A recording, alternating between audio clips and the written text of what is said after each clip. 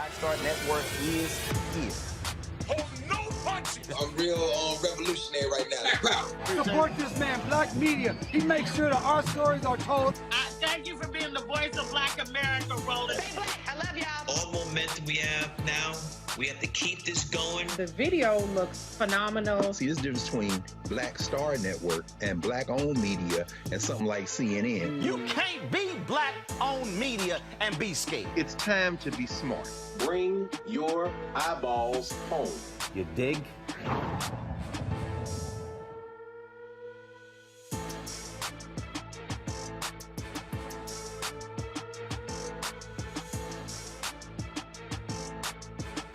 Today is Monday, January 31st, 2022. Coming up, a Roland Martin Unfiltered on the Black Star Network. The mayor of Bridgeport, Connecticut has searched for suspended detectives involved in the Lawrence Smith Fields and Brenda Lee Rawls cases. We'll be joined by Darnell Cosland, who is the attorney for the Smithfields family, the Tennessee officer who fired the last two shots into the body of Landon Eastep. Well, folks, he has been stripped of his police powers. Could that mean there are charges on the way? We'll talk to the attorney who is representing Eastep's family here regarding the investigation. A federal judge denies a plea deal for the McMichaels, of course, the father and son who murdered Ahmaud Arbery. We're going to explain to you what the outcry was about from the family, but also the legal understanding of that plea deal. We'll be talking with family attorney Lee Merritt. Suicide in the Black community, folks, is on the rise. Tonight, we have a mental health care expert, Troy Byer, to provide solutions for those who think there is no way out but to end it all. Plus, several HBCUs have been the target of bomb threats again. We'll tell you about that. And also, Georgia prosecutors asking for protection after a perceived threat from Donald Trump and his supporters. President Joe Biden's nominee for the Federal Reserve Board, Lisa Cook, is being bombarded with racist and sexist attacks. And did you know people of color have, first of all, poor overall oral health? That's right. In our Fit Live Win segment, we'll talk about how to make sure your mouth is always taken care of. Folks, it's time to bring the funk. A Roland Martin Unfiltered on the Black Star Network. Let's go. He's got it. Whatever the biz, he's on it. Whatever it is, he's got the scoop, the fact, the find. And when it breaks, he's right on time and it's rolling. Best believe he's knowing. Putting it down from sports to news to politics. With entertainment just for kicks, he's rolling. It's on go, y'all. It's Roland Martin, yeah. Rolling with Roland now. He's funk, he's fresh, he's real, the best, you know he's Roland Martin now.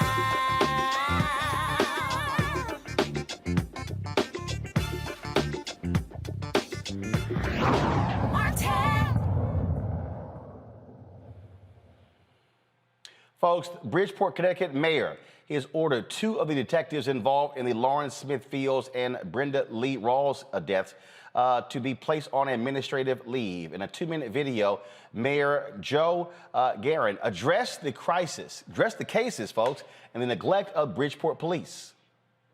I once again want to express my condolences to the families of Lawrence Smith Fields and also the family of Brenda Lee Rawls.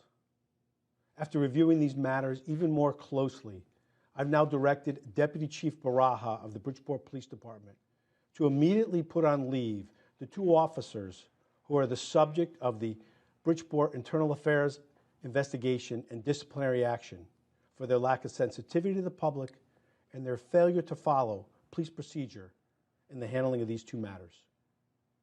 Let me be clear. Effective immediately, both Detective Llanos and Detective Cronin are suspended from duties and put on administrative leave from the Bridgeport Police Department until such time as the OIA investigation and disciplinary cases have been completed regarding Lawrence Smithfield's and Brenda Lee Rawls cases. The Bridgeport Police Department has high standards for officer sensitivity, especially in matters involving the death of a family member. It is an unaccepted failure if policies were not followed. to the families, friends, and all who care about human decency that should be shown in these situations, in this case by members of the police department. I'm very sorry. In addition, the officer who was in charge of overseeing these matters has retired from the department as of this past Friday.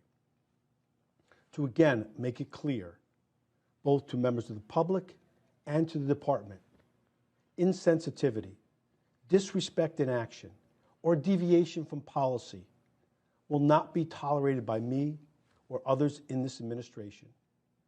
My disappointment and demand for accountability in these and all other matters brought to my attention will remain until all the questions are answered to the satisfaction of all. It should also be noted that the untimely death of Lawrence Smithfields and Brenda Lee Rawls are both still under active investigation and have been reassigned to members of the Bridgeport Police Department to resolve. I want to thank Attorney Cosland and the family and the thousands of others for reaching out and asking the questions that needed to be asked and that still need answers. I, as mayor, but also as a father, cannot fully comprehend what must be going through. I can only pledge my continued support to try and ease your pain by getting answers and holding those responsible accountable. Darnell Cosland, he is the Smithfields family attorney, joins us right now from Bridgeport, Connecticut. Darnell, glad to have you back. So one of the cops just mysteriously retires? Yes. I'm looking at your 1906. I'm reminded of the 7 Jewels. Glad to see that you're wearing that shirt. What we've been learning here is that this department is in shambles, and we've been saying that from day one. So it's either a combination of incompetence, disorganization, or straight out racism. But both of these families didn't get the treatment that they should have gotten when their loved ones died. And my office has since been retained to handle the Brenda Lee Rawls family case as well. And the mayor said just now that he wants to thank me and 1,000 others for asking the questions that needed to be asked, but still have not been answered. Well, that's exactly what we're looking for now, is answers. So we're glad that they've taken this step in the right direction to at least acknowledge liability and responsibility for the inaction of these police officers. But now we want answers and we want some action.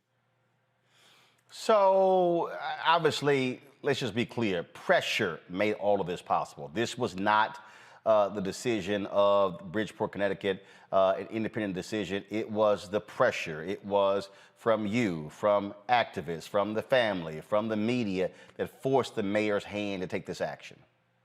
Absolutely. Well, what I've been saying, and I made a public statement, which is quite clear. Listen, the world and people around the country have responded to our cries for justice. They heard us from as far as Hawaii. And yet still, a month and a half later, we're just hearing from the mayor's office. So my question was simple. If they can hear us from Hawaii, what took you so long to hear us? And so we're saying today that we should have been heard from day one.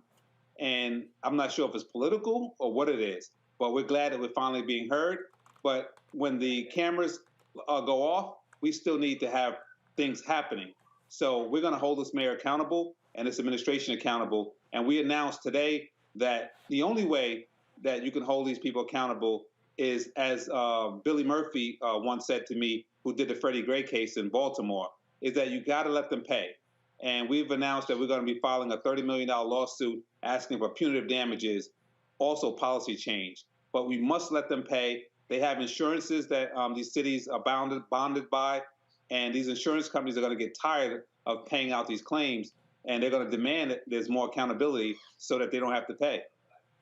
Last week, the president pro tem of the city council was on our show, and he said that the council was going to write a letter asking the state to take over the investigation. Has that happened?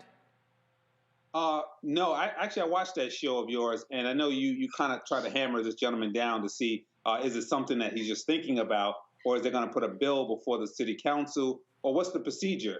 And Maria Pereira, who's a city councilwoman for the district that both these women were found dead in, She hasn't said anything about that procedure, so I'm not sure how he's going about that, but it has not happened yet. That was interesting because he said that was supposed to have been done by Thursday. It didn't happen. Only thing that has happened since then, and I'll be glad to share with you, is that I sent a letter objecting to the ME's report. There was a cause of death and a manner. Cause is the toxins that were found inside Lawrence Smith Fields. And we are shocked that they have fentanyl and antihistamines found in her, because obviously we know antihistamines put you to sleep and make you unfocused. So it appears that that's a primary date rape drug. The manner could, the ME's office told me it could be choking, homicide, manslaughter, accident. So my question to them is, how did you deem this an accident in total disregard for the facts and the evidence that's here, that she was with another gentleman right before she died, drinking and possibly drugged? So we're objecting to that because that's another way to just disregard Black women and say it was just an accident, nothing to see here, folks. Go about your business. And we're not going to go about our business and walk away from this. Has the family done their own independent autopsy, and if so, when are those results going to be released? So the father of Lawrence Smith Fields commissioned a gentleman who works at the Stanford Hospital here and also does that type of autopsy. And as far as I know, that the autopsy is not completed. And also the father told me last week that there was some funds that were being demanded in order for them to release what they've had so far. So thankfully we have a GoFundMe, and I'm going to be speaking with the family to clear the necessary funds so we have no holdups. So our own pathologist can give us their findings. All right then, and of course, just give out that GoFundMe information again for folks who'd like to contribute. Yeah, so please contribute. If you go into Lawrence Smith Fields on the GoFundMe, it comes right up. And again, Lawrence Smith Fields on GoFundMe, and please help us, support us with investigators as well as pathologists to find the truth and what happened here on this journey to justice. All right, Darnell Cosland, we surely appreciate it. Thank you so very much for joining us. Thank you, Roland. My panel, folks, Dr. Juliana Malveaux. She is the Dean of College of Ethnic Studies, California State University, Los Angeles. Dr. Omekongo Dibinga, Professorial Lecturer, School of International Science, American University, American International Service, American University, and Reverend Jeff Carr, founder of the Affinity Fellowship in Nashville, Tennessee. Glad to have all three of you here. Omekongo, I want to start with you. Whenever cities make these decisions, you're putting police officers, you're suspending them, you're trying to quiet the noise as much as you can, and it is abundantly clear they realize there are some serious screw-ups in this police department. Oh, most definitely. And one of the people, we wouldn't expect you to add to that list of people who've been calling out what's going on is you, Roland. I mean, every night you're hitting this hard, and you brought it to probably more attention than anybody else. And so, once again, it's just amazing how this platform has done work to revolutionize things across this country. This police department, as the attorney said, is in shambles. And the fact of the matter is we have, the first sister, Rawls, almost 2 months she's been dead. And then with Lauren, we're over a month now. And the fact of the matter is that this police department does not care. And they really do think, by what you were just talking about, by having these little actions here and there, that we're going to go away. No, proverbial heads need to roll. We need to do more to find out about this. The lead detective or whoever who had the opportunity to resign, they let these 2 Black bodies be thrown away. And if Bridgeport thinks that these little actions that were done today to put these guys on leave is going to stop us, they need to do more work to clean up their action now. It's like Johnny Cochran said, you got to hit people in their pocketbooks and their hearts and minds will follow. But we have to make sure that they know that whatever judgment they can give to this family is never going to be enough, because we are going to make sure that Bridgeport and every other department across the country knows that our Black bodies and our Black children and our Black elders, Rawls was in their 50s, I believe, they matter. They matter. And every single day we're going to fight to draw more attention. But if they did their job in the first place, we wouldn't need to. How do you let families have family members die and you don't notify them? People got to walk up to, in the case of Rawls, walk up to a man's house and be like, oh, she died over the weekend. And you call yourself an organization that protects and serves the people? You don't protect and serve all of us because you clearly didn't care about them. But we're going to make sure that you do one way or another, because his family will never get justice all they can get is accountability, and they're gonna get it. This is the GoFundMe for Lawrence Smith Fields. So far, 2,600 people have made donations. They've raised nearly $70,000 as a result.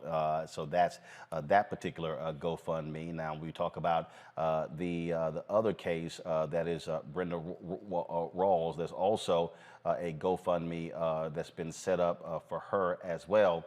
And that one is they've just started that one. That was created 1 day ago, and you'll see there 3 folks have donated so far, and so their target goal is to raise $50,000, and $200 has been raised thus far there as well. Julian, this is, we talk about this all the time, that when we have these cases where African Americans have been impacted, it requires protests, yelling, screaming, hiring of lawyers, doing media attention, just to do the right thing. Roland, these cases both break my heart as a sister who has led Black women organizations, as an educator who's seen young people thrown away, as McMichael has said, thrown away. How does a white boy, and I'm just going to call it like that, a white boy goes, oh, I found her, she was dead, and he just walks away? What is that? I mean, I don't even understand it, but the fact is that people are contributing, people are fighting, people are unwilling to let these lives be tossed. And even as we talk about these lives, what we have to talk about is how many lives have not been investigated?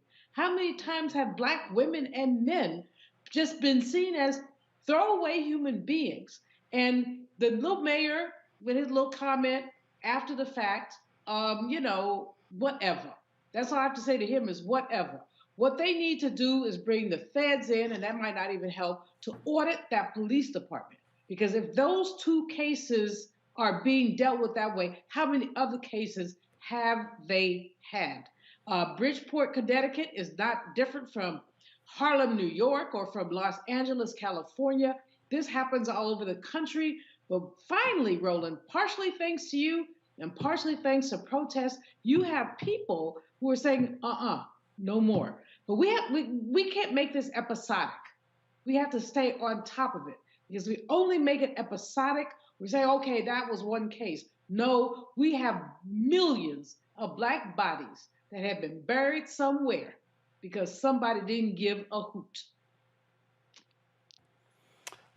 Jeff, the thing that that is so clear to me is that this is what we call a callous disregard for Black life. Mm-hmm.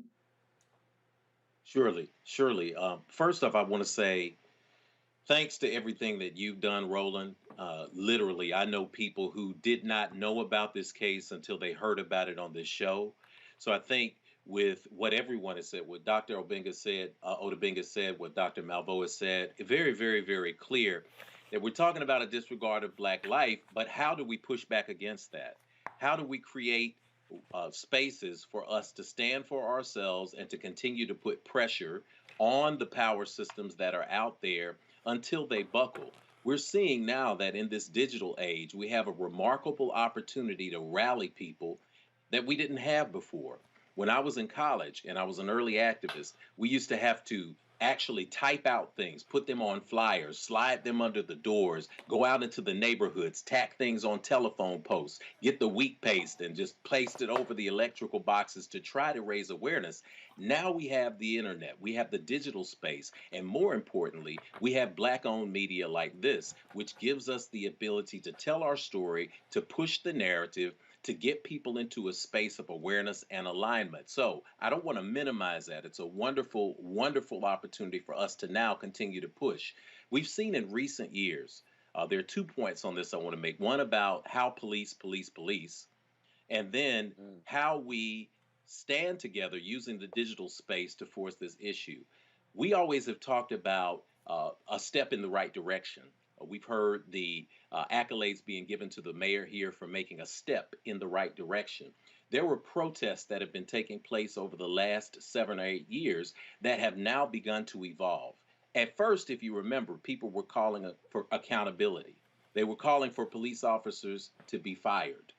We realized that wasn't enough. Then we were calling for police officers to be indicted.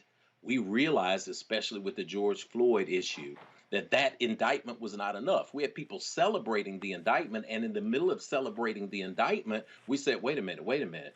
We're seeing that these officers are getting off and being irresponsible and not being punished. Now we're talking about from the beginning to the end, firing, conviction, putting in prison, putting in jail, and on top of that now, we're paying for it. In this circumstance and situation, I'm not sure that there is any relief by bringing in the feds. In the state of Tennessee, which we'll discuss a little bit later, there are issues with the policing. And what happens is the district attorney and the city announce, well, we're going to make this transparent by turning it over to the Tennessee Bureau of Investigation. We're going to allow the state and the feds to investigate the cops here, and that makes us believe that it's transparent. But as long as there is a code of blue, alluding to something Dr. Malveaux pointed out, we can't fully trust that the code of blue is going to indict and convict itself. So hitting them in the pocket, coming together around GoFundMe, we now have no excuse for being able to support each other across the board. And as the Attorney Crosland said, Brother Crosland said, we now have an opportunity to stand for ourselves, support ourselves, and push this until we hit them in the pocket. Absolutely. And so, folks, we're going to continue focusing on this case. When new details arise, we certainly will be right there giving you an update on exactly what's going on. All right, folks, I got to go to a break. When we come back, our daily Black and Missing update for you as well. Plus, we'll talk about a variety of other cases. Later in the show, we'll talk about what took place today in Georgia for two of the men who were convicted in the death of Ahmaud Arbery. The family was not happy at all with a proposed Department of Justice plea deal. We'll tell you what the judge has decided, but also break down exactly what that plea deal was all about. Folks, you're watching Roland Martin Unfiltered right here on the Black Star Network.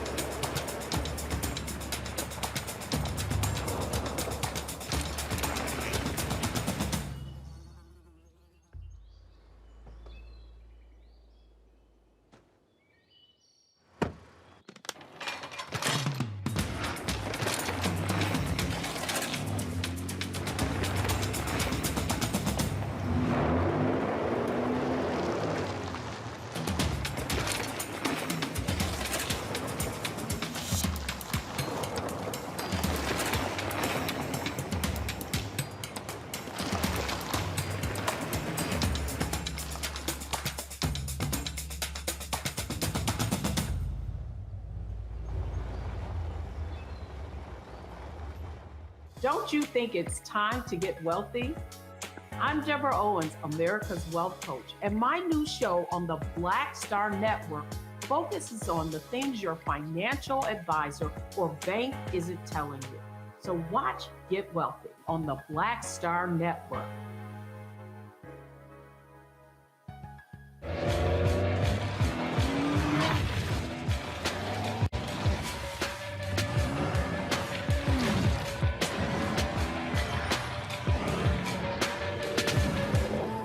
Pull up a chair, take your seat.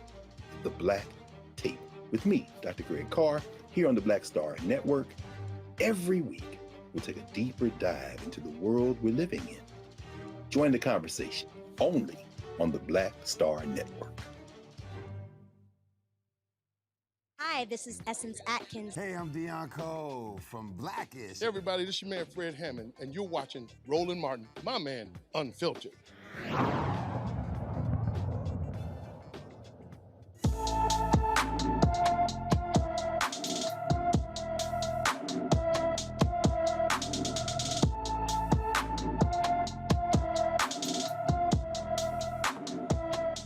All right, folks, Mac Bell has been missing since January 11th. The 16-year-old has not been in contact with anyone since. He's a native of Miami, Florida, is 5 feet 7 inches tall, weighing 120 pounds, with black hair and eyes. If you have any information, please contact the Miami Police Department at 305-579-6111. That's 305-579-6111. The family of a man killed by police in Florida the day after Christmas demands answers from police about what took place. Titusville police killed James Lowry after being called for a woman being assaulted. The family's attorney, Benjamin Crump and Natalie Jackson, say police have ignored their request for the 911 call and body camera footage. Instead, the family received 22 pages of blacked out information from the police. This is one of the stories that, again, that we've been covering. The family has been, of course, demanding action. This is, again, it goes to, folks, what we keep trying to tell you is this constant situation where families lose loved ones. They don't feel as if they're getting the right information from police. They're not sharing the right information as well. This here was a news conference that took place January 28th, 3 days ago, where family members spoke to the news media. I'm going to try to play this in just a second. Where family members spoke to the media, trying to get trying to get answers. And so, as we said, Ben Crump as well as Natalie Jackson. She worked also on the Trayvon Martin case with Ben Crump, representing this family. I'm going to have this in a second. But it just sort of continues. City after city after city, we see these type of stories and how they negatively affect us. And so let's see if I can pull this up right now. So let's see. Here we go. James Lowry's family emotionally calling for the release of more information on the 40-year-old's death. The family in agony since the night after Christmas, when Titusville police say an officer responding to a domestic violence call spotted a man who police say matched the suspect's description. Next, police say that man ran from the officer and then got in a fight with the officer when that officer shot him. Shot fired. Do you have a location for the DSW for medical? I'm not sure right now. We just got blood. It looks like it might be a headshot. Police say the FDLE continues its excessive force investigation. James Lowry, life matters. Meanwhile, attorneys Ben Crump and Natalie Jackson say they're filing a public records lawsuit after police rejected their request to get a hold of body camera video, 911 audio, and police reports. This is what we got, 22 pages of blank record. Unbelievable. Chief John Lau responds, all evidence will be shared and police will meet with reporters for the first time when the investigation is complete. Police have not answered if Lowry was the domestic violence suspect. His family believes he was misidentified. Police did not provide a time frame when the investigation might conclude. In Titusville, Brevard County, I'm James Sparvero, Getting Results News 6. So, again, that's a local news station and did their report there. What jumps out at me here, Julian, is he matches the description. Now, people always go, why would you run? Because it's the cops in America. Here's what jumps out at the cops. Okay, so you got a call of a domestic violence situation. You see a guy, he takes off. Your reaction is to shoot? No, Roland, you match the description. Omakongo matches the description. Jeff matches the description. And if I were male, I would match the description. The fact is that any black person matches the description when they decide that to shoot first and ask questions later. This is the absurdity of where we are and how we live right now. They won't even acknowledge he probably was not the person who was involved in the domestic. He was probably just some dude walking down the street, minding his own business, and the police decided to murder him. And why would he not run? Hell, anybody would run. You know, you see the police coming, you gonna run. You don't want to be in that. You don't want to be bothered with that. I'm sorry that I'm so emotional, But so many of these things keep happening, and it hits us in our souls time and time and time again. I mean, Richard Wright wrote years ago about when a shooting happened in one place, Black people all over the country felt it. And this is what's happening here. The mother's reaction really speaks to the fact that she knew her son was not up to no good. And then sister lawyer, who held up all those redacted pages, make it clear the police are unaccountable, just unaccountable. So here we go over and over and over again. But the nonsense, he matched the description. Bubba the Fool matched the description. Matched the description. We always talk about, oftentimes with these cases, Jeff, and it's important that we do, your first reaction is to pull a gun out and start shooting. Somebody's running away from you, okay? Let's be clear. Police roll up. No crime has been established. So why are you shooting? This is what happens with the patter-rollers. When we look at how we are defined in America, as Dr. Malvo said, we all fit the description.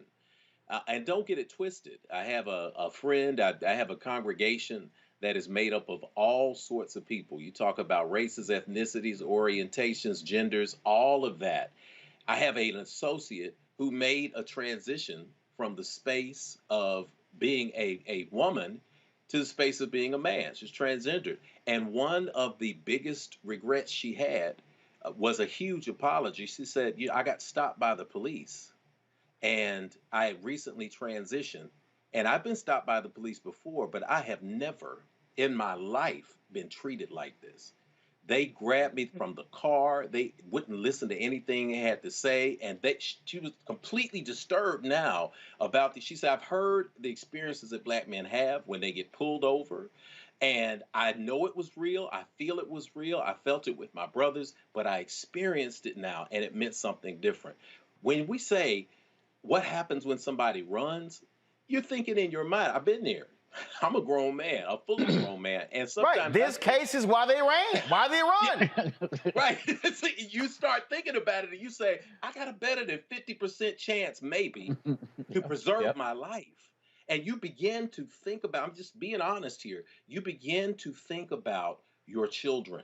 You begin to think about your family. You begin to think about the people in your community and the fact that based on someone's prejudgment of you, based on someone's preconceived notion, based on somebody else's blatant disregard, which is backed up by legalese that allows them to claim your life with impunity, and it makes you say, do I fight for this? Do I fight for my life? Because even if you tell me my life is not valuable, even if your system does not affirm me, I affirm enough of myself to say my life is valuable, my life is worth at least trying to fight for it so that I can walk away from this and deal with the legalese on the back end. When you think about how this plays out in our families, we have to understand one notion: domestic violence. Y'all know I talk about my family all the time. It's the backbone of everything that I am. My community is the backbone of everything that I am. I'm particularly sensitive to domestic violence. I've got an awesome wife. I've got a grown daughter and 2 little girls. And I guarantee you the sensitivity around domestic violence and the people that I pastor, it is there. It is 100%. We don't tolerate it. We don't support it. And yet still, domestic violence, guilty or not guilty, is not an executable defense. It's not an offense. It's not something that you should be killed for by someone who has now named themselves judge, jury, and executioner. This is the issue. It's not about sullying someone's reputation. It's not saying that we are, it's about street justice. We live in a society where we can no longer allow street justice to be the order of the day. And that's squarely what the issue is. Until we start talking about that, we're going to see this cycle continue. The dangerous place is you reach a tipping point where what happens when you are making that decision goes from I'm going to attempt to comply, I'm going to attempt to fight back, to when a number of people actually begin to fight back. And it is at that tipping point call it the American Revolution, if you will, that people begin to say, I have a right to stand up and fight for my life, I think that's when we'll start seeing these things begin to shift in the other direction. You know, Makongo, we talk about this in terms of reactions. And again, why do people run? Because of this. They say, you know what? I got a better chance of outrunning. Because even when there have been examples, you take the case in Columbus, Ohio. I forgot the brother's name, where he was in his driveway. Cop pulls up. You know, he gets shot and killed. All he doing is just working on his car in his garage. So he's on his property. Yep. Cop rolls up, think he's pulling the gun out. It wasn't. He's shot and killed. I mean, this is the reality of being black in America when you're dealing with police. And America needs to, excuse me, America needs to really hear us right now. I mean, look at us. We're sitting here, all professionals, vast experience in everything that we do, and we're all talking about this experience in the same vein because we've all lived it personally. We've seen it with members of our family. Now imagine our brothers and sisters out there who may not have the same level of education or degrees, who might have like a misdemeanor or, you know, might have no access to be able to get other opportunities, and they also see the cops coming. Why and for what reason would they want to stick around? Because we have seen that when it comes down to what these cops do, I mean, Dr. Henry Louis Gates, you're getting arrested or approached for breaking into his own house.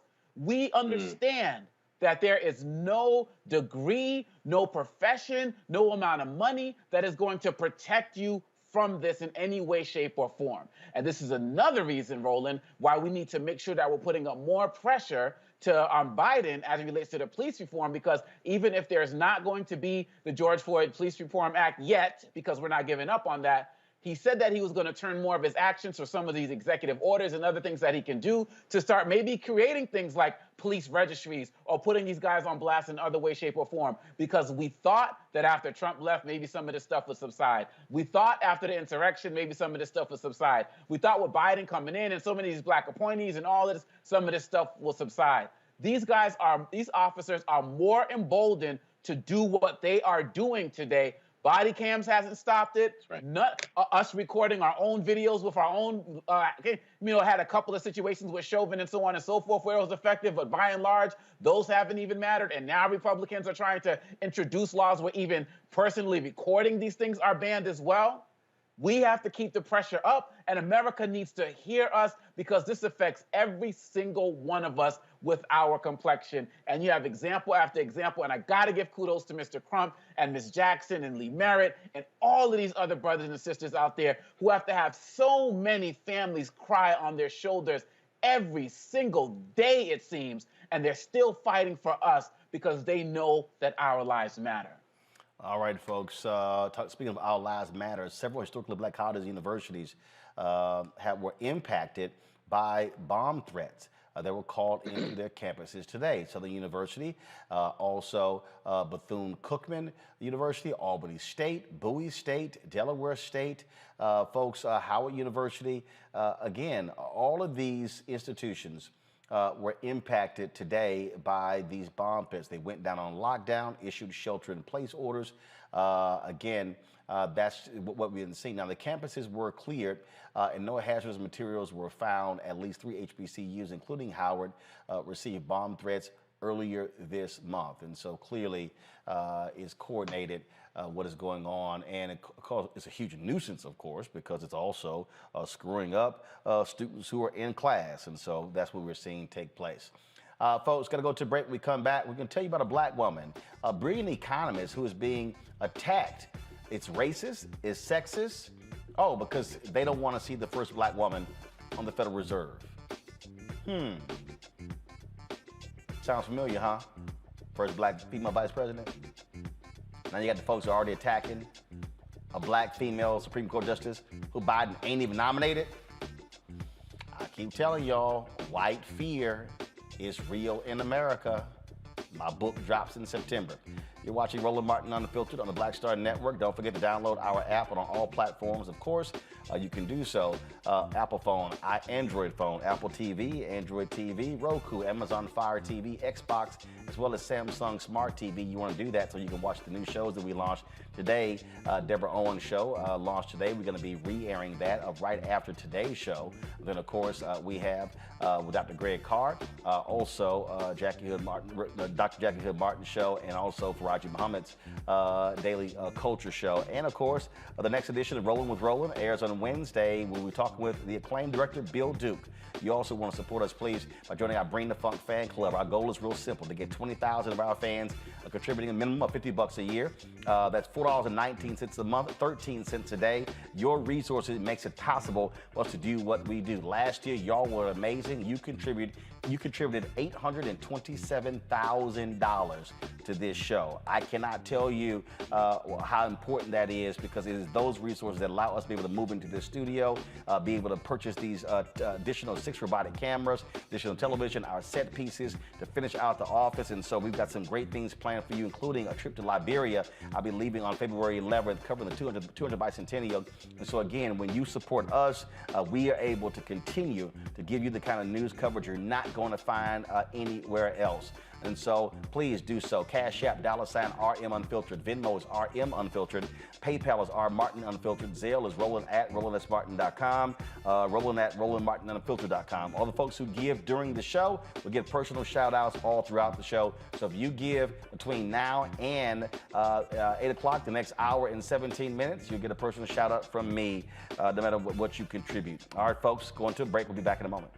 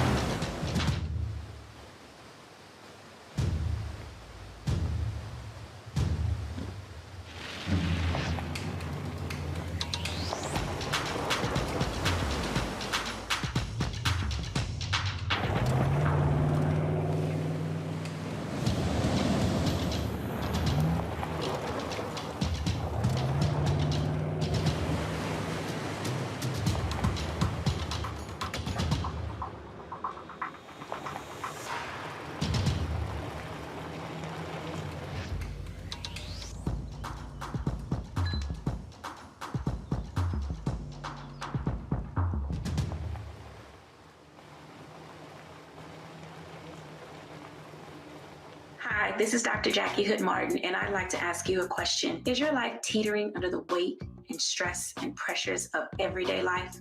Well, let me tell you, balance isn't easy. Join me each Tuesday on Black Star Network for Living a Balanced Life with Dr. Jackie. We'll laugh together, cry together, cheer ourselves on, and pull ourselves together. Learn tips and tools that will help you with the everyday stressors. So join me each Tuesday on Black Star Network for A Balanced Life with Dr. Jackie. We're all impacted by the culture, whether we know it or not. From politics to music and entertainment, it's a huge part of our lives, and we're going to talk about it every day right here on The Culture with me, Faraji Muhammad, only on the Black Star Network. I'm Bill Duke. This is Diala Riddle. What's up, y'all? I'm Will Packer. I'm Chrisette Michelle. Hi, I'm Chaley Rose, and you're watching Roland Martin Unfiltered.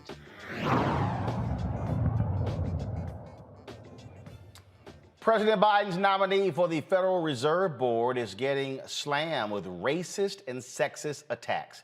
Dr. Lisa Cook is an experienced economist who teaches economics and international relations at Michigan State University. She also held several positions at Harvard University. Cook was a senior advisor of finance and development at the U.S. Treasury Department. She served as a senior economist in the Obama administration. If confirmed by the United States Senate, she will be the first black woman ever on the Federal Reserve Board. Opponents of her nomination claim she is underqualified, too radical, and lacks experience, and is selected due to her race. Dr. Malvo, sound quite familiar. You are an economist. That resume is... Hey, Lisa Cook rocks. I know her. Really? She ain't got credentials? Come on. Black women economists. And if she's radical, I'm off the planet. This sister, literally about as moderate as they come. She's good. She knows what she's talking about. This is so effing disgusting, Roland. So disgusting. Her work, you can look up her papers. You know, there's never been a Black woman on the Fed because Black women economists have always been peripheralized. Sadie Tanner Moselle Alexander, first Black woman to get a PhD in economics, which she got from the University of Pennsylvania, was never able to teach economics at any of our mainstream universities, not even, frankly, at Howard University, because my brothers, I love them, but their patriarchy kind of has some issues. There's something, my mentor, Dr. Phyllis Ann Wallace, was the first Black woman to serve as a researcher at the EEOC, and she had to jump through hoops to do that. She was the first Black woman to get a PhD in economics from Yale University.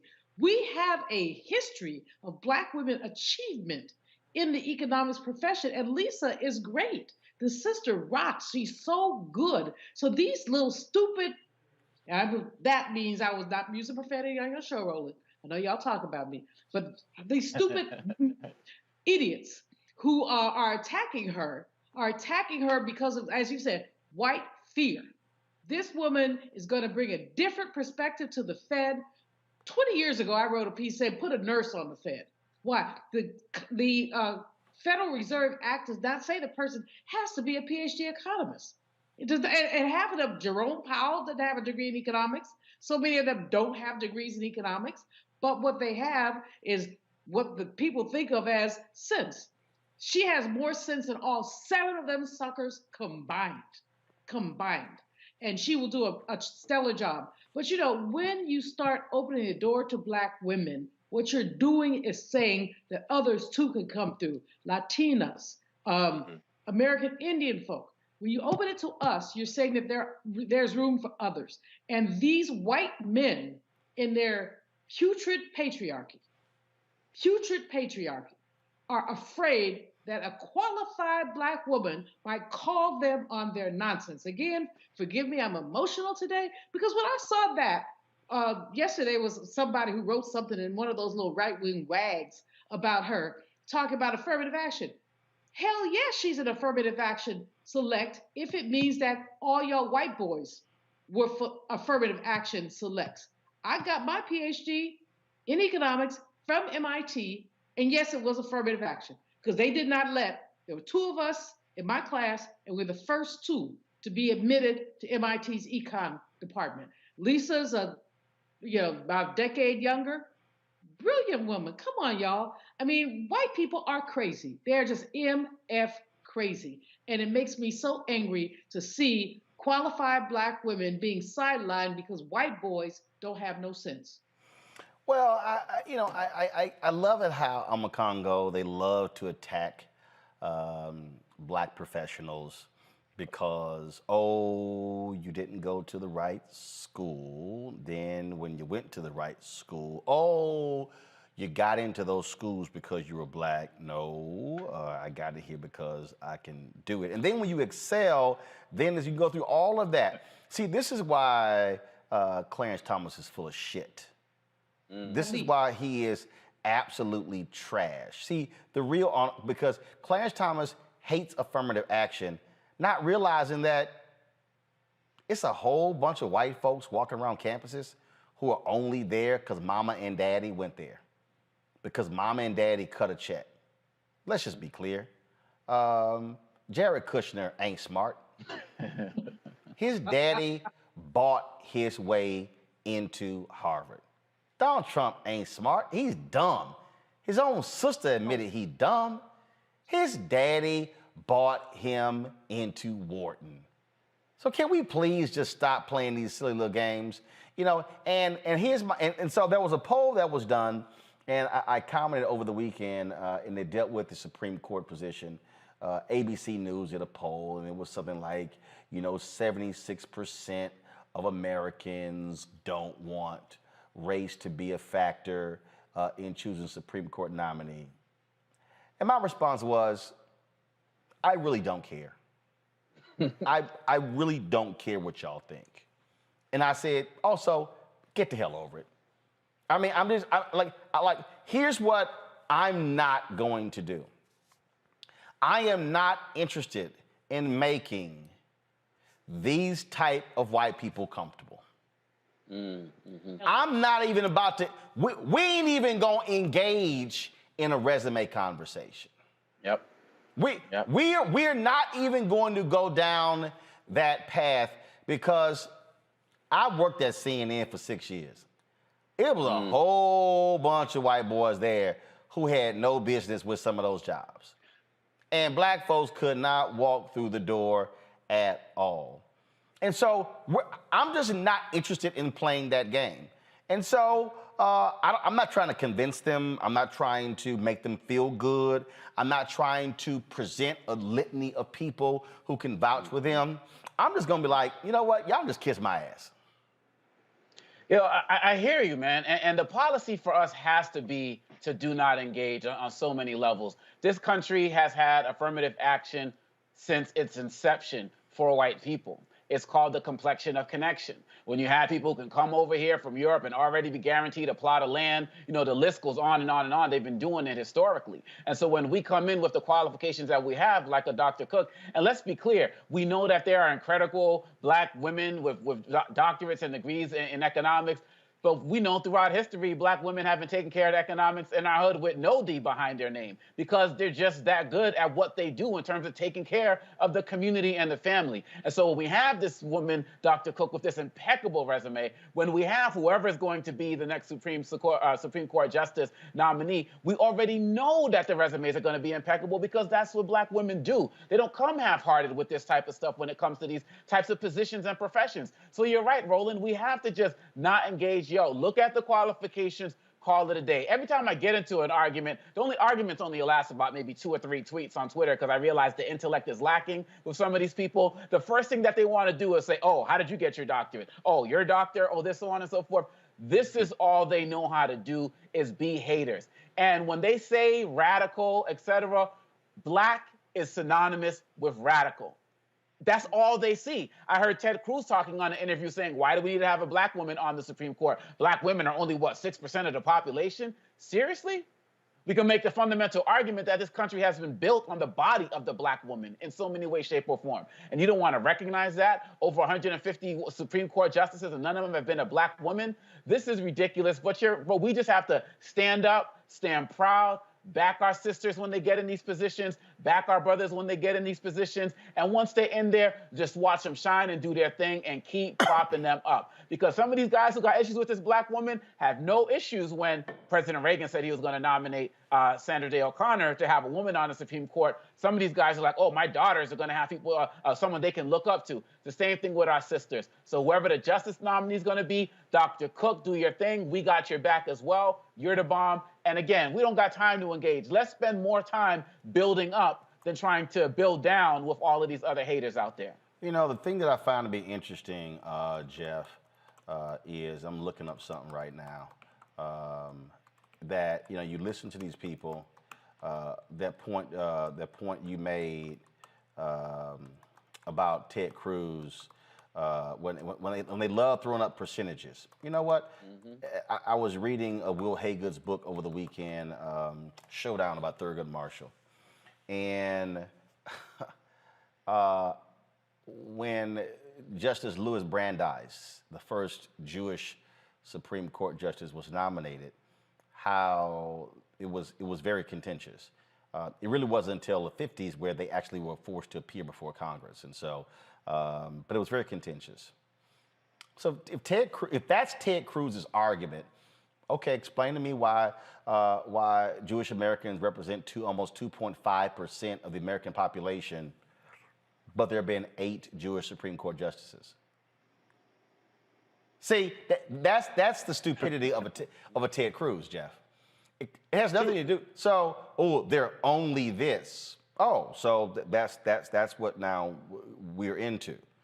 So there have been 108 out of 115 white males. So we're now actually into that, huh? See, that's the game they want to play. And that's why you have to say, I don't really give a damn what y'all think. Oh, sure. I don't. Surely. I think in general, we have to start acting with that mindset. We have to stop paying attention to how they feel about us. We live in this white supremacist, oppressive structure, a systemic structure, of course. Of course, we navigate through it. Of course, we conquer all. Of course, we still find our way to be successful no matter what they do. We still find a way to align ourselves with our purpose and still succeed in spite of all of this. But at the top of this pyramid, this white male ideal that really lies to America and tries to convince us that we exist in a meritocracy. Any one of us who's been in any professional situation, we knew pretty quickly after we got out of school and even going through school that we do not live in a meritocracy. We are working hard with degrees, we are working hard with experience, and we are working next to someone who we have to teach how to tie their own shoes, metaphorically speaking. So we've seen this myth be dispelled. When we hear people talk about Dr. Cook, we hear this conversation and this attack on black women, we have to put that in perspective. When we talk about the great Nas in one of his quotes, he says, poor or rich, don't nobody want a brother, sister having fill in the blank. They don't want you to have anything. So there's always an additional hurdle. There's always an additional excuse. It's extremely ironic that here we are in the midst of celebrating, seeing a freedom fighter like Harriet Tubman being put on the money, and yet we can't get a brilliant mind like Dr. Lisa Cook to secure the money and make sure that the money is good. The irony is terrifying. What we're seeing and what we're hearing in the coded language is not you, because you won't support the structure. We hear celebrations of blackness when we hear, you don't have a problem. They didn't have a problem with Clarence Thomas and pointing out, oh, we have a black man on the Supreme Court. But we know that, as Chuck D said, every brother ain't a brother because of color. Just as well could be undercover. So it's the mentality that they're attacking when they're attacking this sister. They're saying she's free, she's independent, she's smart enough to see through anything that we could put above her eye, we'll try to pull over her eyes. So it's that independence, it's that fierce understanding of accomplishments. It's that she has been through, pushing her way through a meritocracy that was not a meritocracy and still succeeded and still rose to the top and still remained an independent thinker. When we're talking about the Federal Reserve, we're talking about one question. Are you good with the money? Will you understand?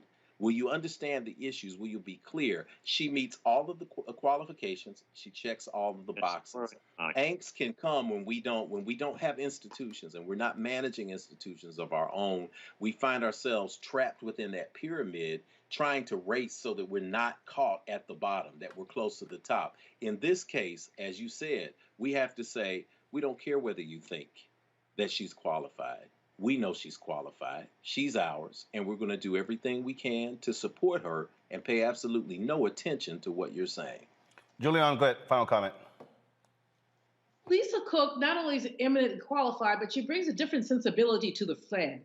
When we talk about monetary policy, interest rates, all that, we've talked about this on this program before, Roland. Here's the issue.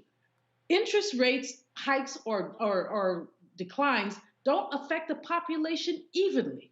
They affect it unevenly, and that's what they're afraid of. They're afraid of looking at the diversity in our population and how public policy and monetary policy especially hits black people harder, hits poor people harder. That's the sensibility she's going to bring to the Fed, and that's what they don't want to hear. Absolutely. All right, folks, let's now go to Tennessee, where an officer involved in the shooting death of Landon Eastep has been stripped of his police powers. Nashville Police Chief said the 25-year-old veteran, Brian Murphy, fired the last 2 shots during the deadly encounter. We showed you this video just the other day, folks. Again, trigger warning to anyone. If you need to turn away, please turn away right now. I'm going to read a little bit more, and then we're going to play the video in about 15 seconds. Eastep was killed by police on Thursday while walking on the highway. 9 officers thought he pulled a gun on them, and they opened fire. Watch this, folks.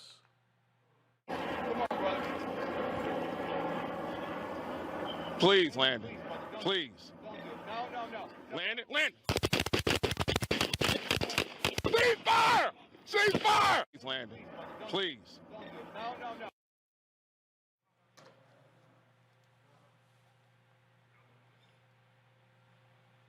Joy Kimbrough is the attorney for Landon's wife, Chelsea. She joins us now from Nashville. Joy, glad to have you on the show. So, you had 9 cops surrounding him. 9 cops. Well, actually, there were more than 9 cops out there. There were far more than 9. There were 9 that shot. So 9 fired shots. Right. And but there were many officers out there. And so he reaches in his pocket. Now, first of all, we heard different reports that when they pulled up, did he have box cutters? What was in his hand? Well, what's interesting is we have not seen this alleged box cutter. No one's seen it. You know how normally if there is like a shooting and a gun is recovered, they'll blow up the picture of the gun. We have not seen this box cutter yet. So in the video, he reaches back, pulls something out. What was that? Was it a phone? Was it? No, there was, we're not sure what that is, and we've never been able to really get like a good picture, a good view of it, but it was some like thin, silver, metallic like object. It was very small. I don't know, maybe compared to a nail clipper or something. It's something of that sort. But they couldn't ascertain what it was, and then when he pulls it out, their instinct is to shoot to kill. Has anyone explained to you why no one had a taser? Listen, I have no idea why they jumped from 0 to 100. I have no clue. And my understanding is they had been out there over 30 minutes. So I don't, here in Nashville, our Metro Council will give the police department anything they ask for, any amount of money. So recently, they just gave them over $3 million because they wanted new tasers. They spent over $9 million on SUVs. They give them anything they want. So this is a well-equipped department. They have tasers, they have guns, they have dogs, they have pepper spray, they have rubber bullets, they have anything you can think of. They have it all. And I just, the thing that is just beyond me is this was clearly a man who had some issues. Did he have a history of mental illness? Anything along those lines as it relates to his condition? Anything like that? Yes, he does. My understanding is he was bipolar and schizophrenic. So he definitely has a history of mental health issues.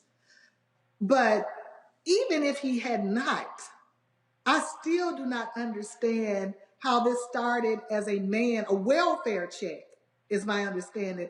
A man sitting on a guardrail on the side of the road, not bothering anybody, not obstructing traffic, not doing anything to anyone. I don't know how it went from that to 1 officer, to 2 officers, to 3 to 4 to 5, to, it was no less than 20, 25, 30 out there. No, I do, because that's exactly what happens. And the problem is when you have a welfare check, a wellness check, and again, they were out there more than 30 minutes, it was abundantly clear something was wrong with this man. And so this is why people have been saying you bring in mental health professionals. You do not send out cops whose first instinct is to pull out weapons, and they are trained to shoot to kill, not to wound, to shoot to kill. And so I'm still sitting here going, okay, if you were out there that long, and clearly, and we played the audio, and we can hear the officer say, look, man, we don't want to be begging, don't want to do this here. I don't understand why you don't, that's not where you go, guns down, hit pull a taser, and even after a certain period of time, and granted, you don't know what he's carrying, that's why you also have a taser. And what's more disturbing, that voice you hear negotiating with him, is our understanding that that was the off-duty officer who pulled up that's in another county. He had his family in a car. His wife actually calls 911 to say, hey, if these officers start shooting, I'm going to be in the crossfire. So this is an off-duty officer driving down the street. He gets out of his vehicle and he's doing all the negotiating. Wow. I mean, it's just ridiculous. But in Nashville, Tennessee, when it comes to our Metro Nashville Police, they get an F when it comes to being prepared to deal with people or citizens with mental health issues. We get an F. We get an F. They're just not equipped. And this was not, within a year span, this was not the first person to be shot by a Metro officer with clear mental health issues. They killed a homeless man. They killed a homeless man in the woods. His mother had called in and asked them to check on him. His name was Jason Griffin. They killed him. There was a young lady who called the police. Her name is Melissa Wooden. She called Metro Police and asked them to come kill her. She no longer wanted to live or whatever. They go out there. She's holding a souvenir baseball bat in one hand and an axe in the other hand. Officers are out there. She has no gun, nothing that's deadly. They shoot her. She does not die, but they tase her first and then they shoot her, and now she has a colostomy bag. So, I mean, they're just ill-equipped.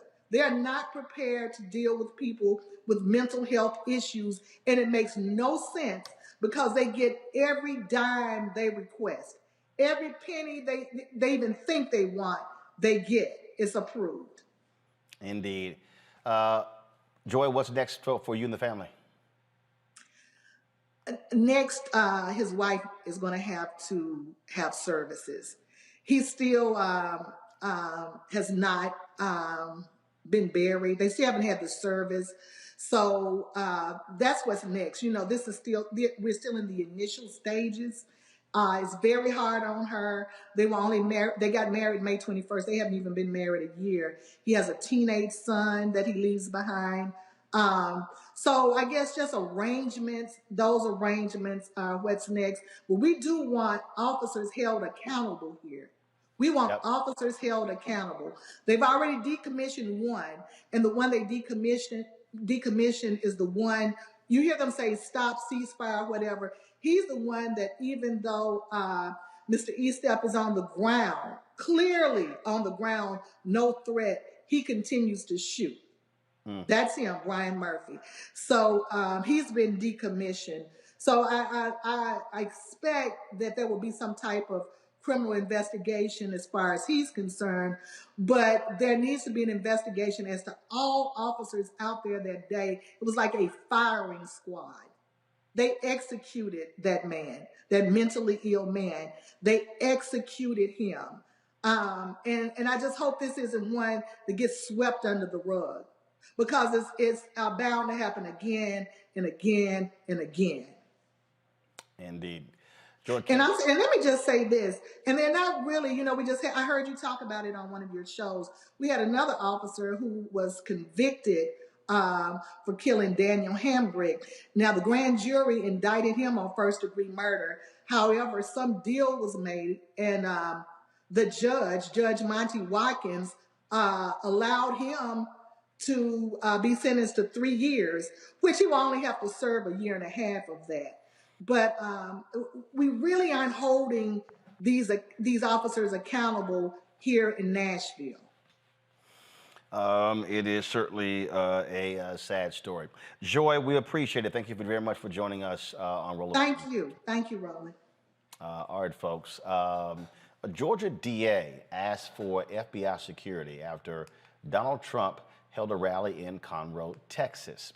During his speech on Saturday, Trump railed against prosecutors investigating him, including Fulton County DA Fannie Willis. her office is looking into Trump's interference in the 2020 presidential elections there in Georgia. Trump urged his supporters to hold massive protests if anything illegal is discovered that he did. Listen to this idiot. If these radical, vicious, racist prosecutors do anything wrong or illegal, I hope we are going to have in this country the biggest protest we have ever had in Washington, D.C., in New York, in Atlanta, and elsewhere, because our country and our elections are corrupt. They're corrupt.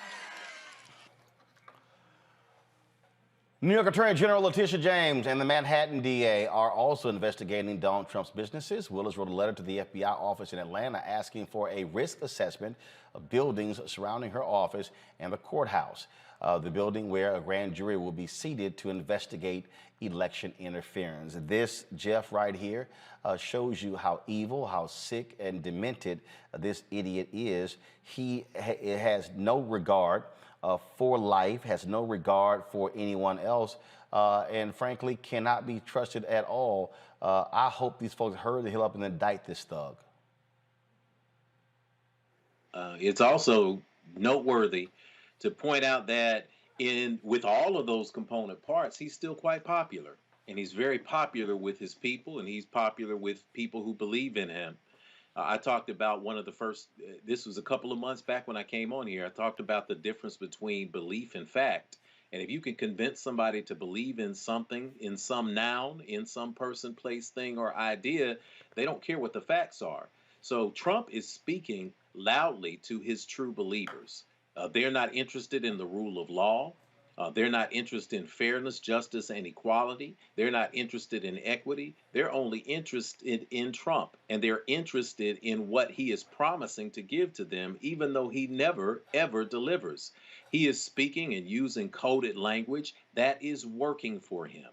It works for him. If you'll note, every time you listen to him speak, I'm going to give you a little tip to listen to it for. Listen to how he describes the country and listen to what he stresses. Our country, our elections. He's talking about white men, our America, make our country great again. It's direct coded language. It used to be coded language. Now it's just shop talk with the homeboys. So now he's saying, I am going to do whatever I want to do in this space as long as I have you behind me. People will give money. They will show up at the rallies. They will turn their hate into activism. So we have to be mindful that while, yes, he is shameless, while, yes, he is corrupt, while, yes, he is unqualified, he knows exactly who he's talking to. He knows how to push their buttons. He knows how to rally them. He knows how to charm them and to mobilize them. And that is why Donald Trump is still dangerous. This is why we have to make sure that we don't sit back on our laurels and just allow this to go unchecked. Julian. You know, the orange orangutan is, I don't curse on your program, so I won't call his name. The orange orangutan is at his highlight of stupidity, cupidity, ignorance, and arrogance. But the fact is that these prosecutors who are well within their rights in their jobs that they were elected to are being treated to horrible, just horrible treatment. And let's be clear in terms of what Jeff said, he's not going after white men. He's going after women. He's going after black women. He said horrible things about Letitia James. He said horrible things about this sister here in Georgia. What he's basically doing is going after those who are perceived as other. So he's attempting to set up a tableau where it's white men and everybody else. And there are white men who are, I can't even say that on the air. Even I can't say what I think of them on the air. Limp, you know what, you know what's. But they are so threatened by the notion that they're going to be scrutinized that they're willing even to put their own mothers, daughters, sisters, and wives under the bus when these women are raising questions about what he is doing. He needs to not only be locked up, they need to put a straight jacket on him and tase his behind for 45 minutes or so before they put him up under the jail, because he's basically imperiling the life, liberty of just about everybody. It is disgusting. When you hear him, it's disgusting. Put a muzzle on his mouth or a sanitary napkin, for that matter. That will really freak him out. Congo, these folks, they still listen to him, his rant and his ravings. And again, we saw what happened on January 6th. He can move these folks to violence.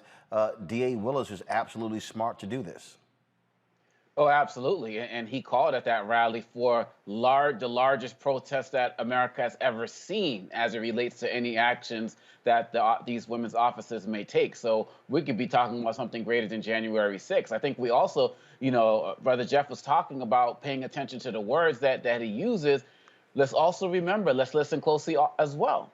When he goes after people like Liz Cheney and Kissinger and all of these other types of guys, he may call these guys are not patriots or traitors and so on and so forth, but he never uses the word racist, never used that word until talking about these two black women. So if everything that he said in that rally, the most dangerous word that he can throw out to that audience is that word racist. These women not only need protection in their offices and for their staff, they need round-the-clock protection.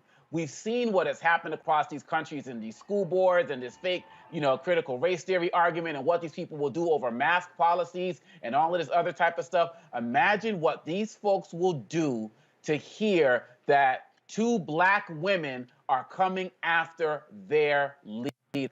This is no joke. And these two sisters need to invest in private security in addition to all of the FBI stuff. We have to start going the distance to make sure that our community is protected, because we've seen what they're willing to do to each other as it relates to these insurrectionists and January 6th and so on and so forth. They could give two cares about us. This is real, and it needs to be taken serious in every way, shape, and form. All right, folks, hold tight 1 second. When we come back, we'll talk about today's developments in a federal courtroom in Georgia, where the Ahmaud Arbery family vehemently opposed a Department of Justice plea deal between two of the white men convicted of murdering Ahmaud Arbery. We'll break down exactly what this plea deal was, how federal courts works when it comes to these deals. We'll also be joined by one of the Arbery family attorneys, Lee Merritt. You're watching Roland Martin Unfiltered right here on the Black Star Network.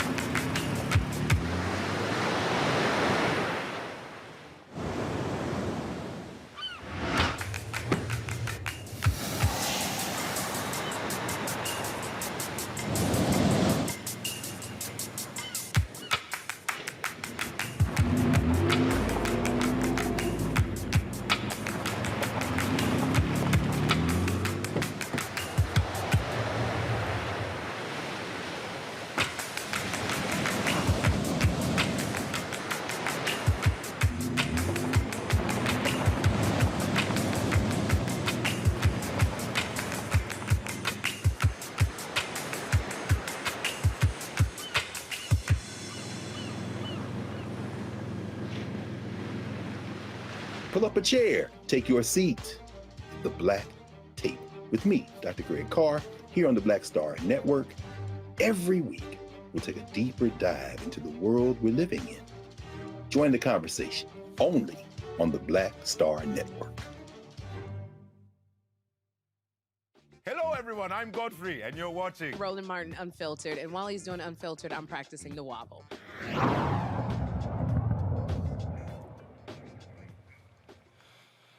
All right, folks, today in Georgia, a pretrial hearing took place for two of the white men who were convicted in state court of killing Ahmaud Arbery. This, of course, now the federal trial is supposed to start on Monday. That is, they're being tried for civil rights violations against Ahmaud Arbery. And so, as you already know, they were convicted, again, in state court, but this is now the federal court. Well, the issue today dealt with a Department of Justice plea deal that was worked out between them as well as the two defendants. Now, this is the plea deal right here. In this particular plea deal, they would be sent, they would get 30 years in federal prison. But in addition to them getting 30 years in federal prison, as part of the plea deal, they also would confess to the actual crime, that they chased Ahmaud Arbery down because of his race. Now, in this plea deal, they also would waive any federal appeal as well.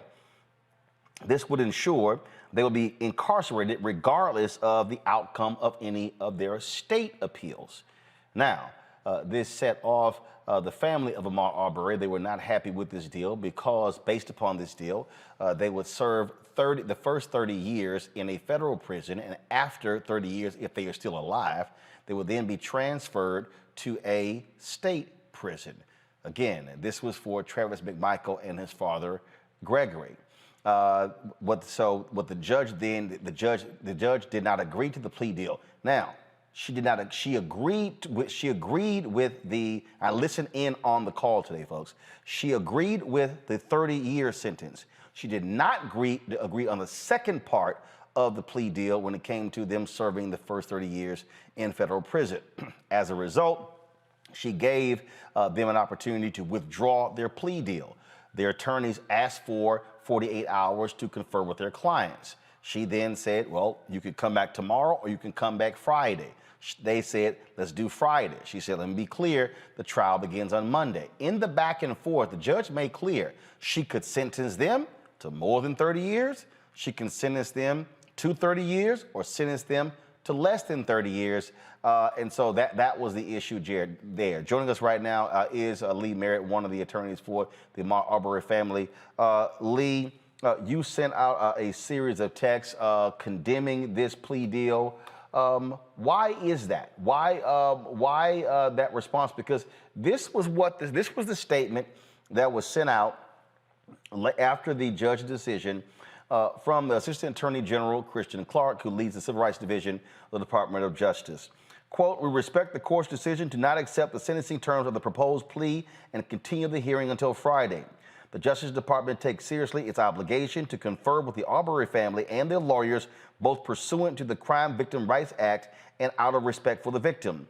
Before signing the proposed agreement reflecting the defendant's confessions to federal hate crime charges, the Civil Rights Division consulted with the victim's attorneys. The Justice Department entered the plea agreement only after the victim's attorneys informed me that the family was not opposed to it. Your response to that? Kristen Clark, who has been a dear ally and friend in the Civil Rights Department, and even before she was there, did consult with us as attorneys, both I and Ben Crump. She did not talk to us about the condition of transfer from state custody into federal custody, and that's what the family was against. So what is the issue there? Because if they go to federal prison for 30 years, they're in prison. They're not getting out. And if they serve their time in a federal prison, then they're going to state prison. So what is the issue here? Them serving it in a Georgia state prison versus a federal prison? Well, as Kristen Clark will tell you, the Department of Justice is currently suing the state of Georgia because of the condition of their prisons. They're overcrowded, they have less funding, and comparatively, the federal prison would represent a lighter sentence, certainly so to the family. The family is convinced of that. And so they are not interested in any plea deal that makes that sentence primary. When you say a lighter sentence, what does that mean? How is it lighter if they're not getting less time in federal prison? No. So what I said was, if you consider the condition of the state prisons in Georgia, the fact that they're overcrowded, the fact that they're underfunded, the fact that that safety would be an issue for these men. This is something that the family wanted to consider when, and obviously these men think that this sentence will be lighter because they're fighting desperately to be transferred to federal prison. Okay, I'm still trying to understand this. Okay, so is the family saying because Georgia prisons are overcrowded, underfunded, and they're in horrible shape, they want to see them there. That's correct. Okay, so that's why when you keep saying lighter sentence, that's really what you're talking about there.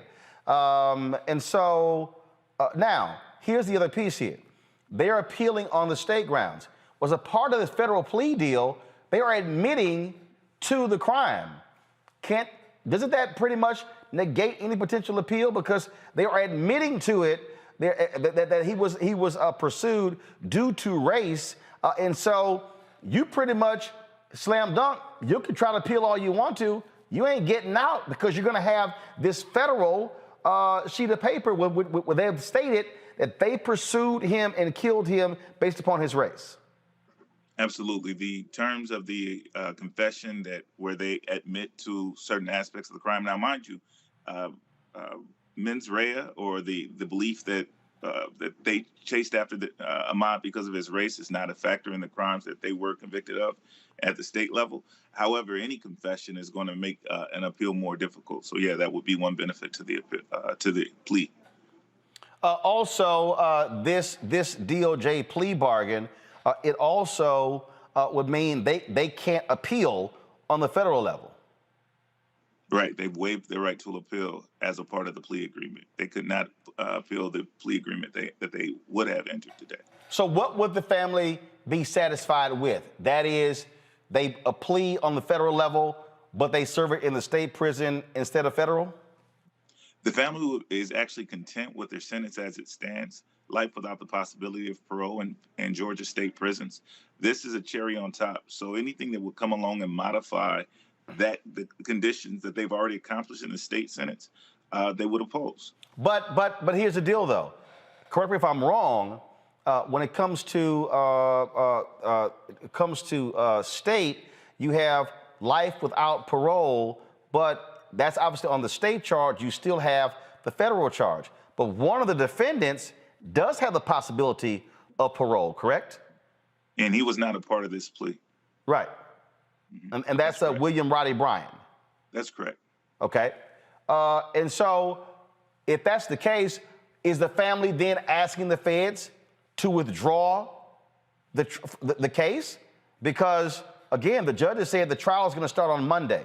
So if they come back and say, hey, because, Judge, you didn't accept it, we're not going to accept this. Let's say this thing moves to trial. Okay, it goes to trial. Let's say they are convicted.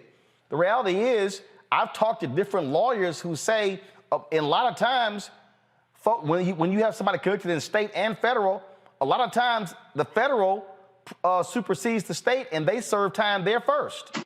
So even if the trial moves forward, there's no guarantee that if they're convicted, they don't serve initially in federal prison. So this is certainly a condition that we spoke with Kristen Clark about. And she assured the family, because of the primacy of the state case and the fact that the charge for murder was more serious in terms of weight at the state level than the federal level, without a plea deal, they stay in state prison. Okay, no. Without a plea deal, they stay in state prison if they're not convicted. No, even if they're convicted. Based upon what? Based on the representations of Kristen Clark. No, but is there a statute that says, is there a statute, and I've been asking people for it, is there a statute that says the state takes precedent over federal? There are factors that are considered. It's not a statute. There are two factors that will play here. First, who received the sentence first? So the fact that the state received the sentence first, and again, this is as was explained to us by Kristen Clark, the head of the Civil Rights Division of the DOJ. So the fact that they received the sentence in the state first makes it more likely that they will first serve out the state sentence. And then in addition to the seriousness of the charge, here, kidnapping versus murder. Murder is the more serious charge. It's the sentence that they would play out first. I want to bring in Glenn Ivey, former federal prosecutor, in here. And Glenn, I want to ask you that because, again, I see y'all sitting here, people saying, oh, this is confusing. And I need people who are watching, some of y'all like, okay, Roland, move on. No, I'm not going to move on because too many people out here are utterly confused by what's going on because a bunch of y'all not lawyers and you don't understand what's happening in the criminal justice system. And so I've been watching people all day, all pissed off about the plea deal. Some saying, well, I don't understand why the family is acting this way because you don't understand what's going on here. And so that's why we're having the conversation. Now, Glenn, explain to us, how does this thing work? You got a state conviction, but now you got a federal trial that's supposed to start on Monday. Well, what, does anybody supersede someone? I mean, who works that out? Yeah, I mean, typically the way that would work is you would do a plea agreement that encompassed the state and the federal case at the same time. So there'd be a coordinated effort. And then, you know, typically the federal sentence would go first, or be the entire sentence, because typically the federal sentences are stiffer than state sentences. Now, because they have been convicted, these two, life without parole, that's life without parole. That's about it. Yeah, I mean, I guess the feds, you know, that they don't have a sentence that's going to supersede that from the standpoint of a term of incarceration. So you would think, as counsel just explained, and that he got representations from the Department of Justice that the state sentence could supersede that, and that would be the one that would be served first. But it is a little unusual for it to happen that way, I must say. So you're saying in most cases, like in many cases, federal is served first? Yeah, not only that, in most cases, the federal case would be the one that would drive the whole penalty. And what happened? And what happened here, Lee? There was back and forth between the state and the federal, and the federal folks said to state, "You go first. You prosecute them first." That's right.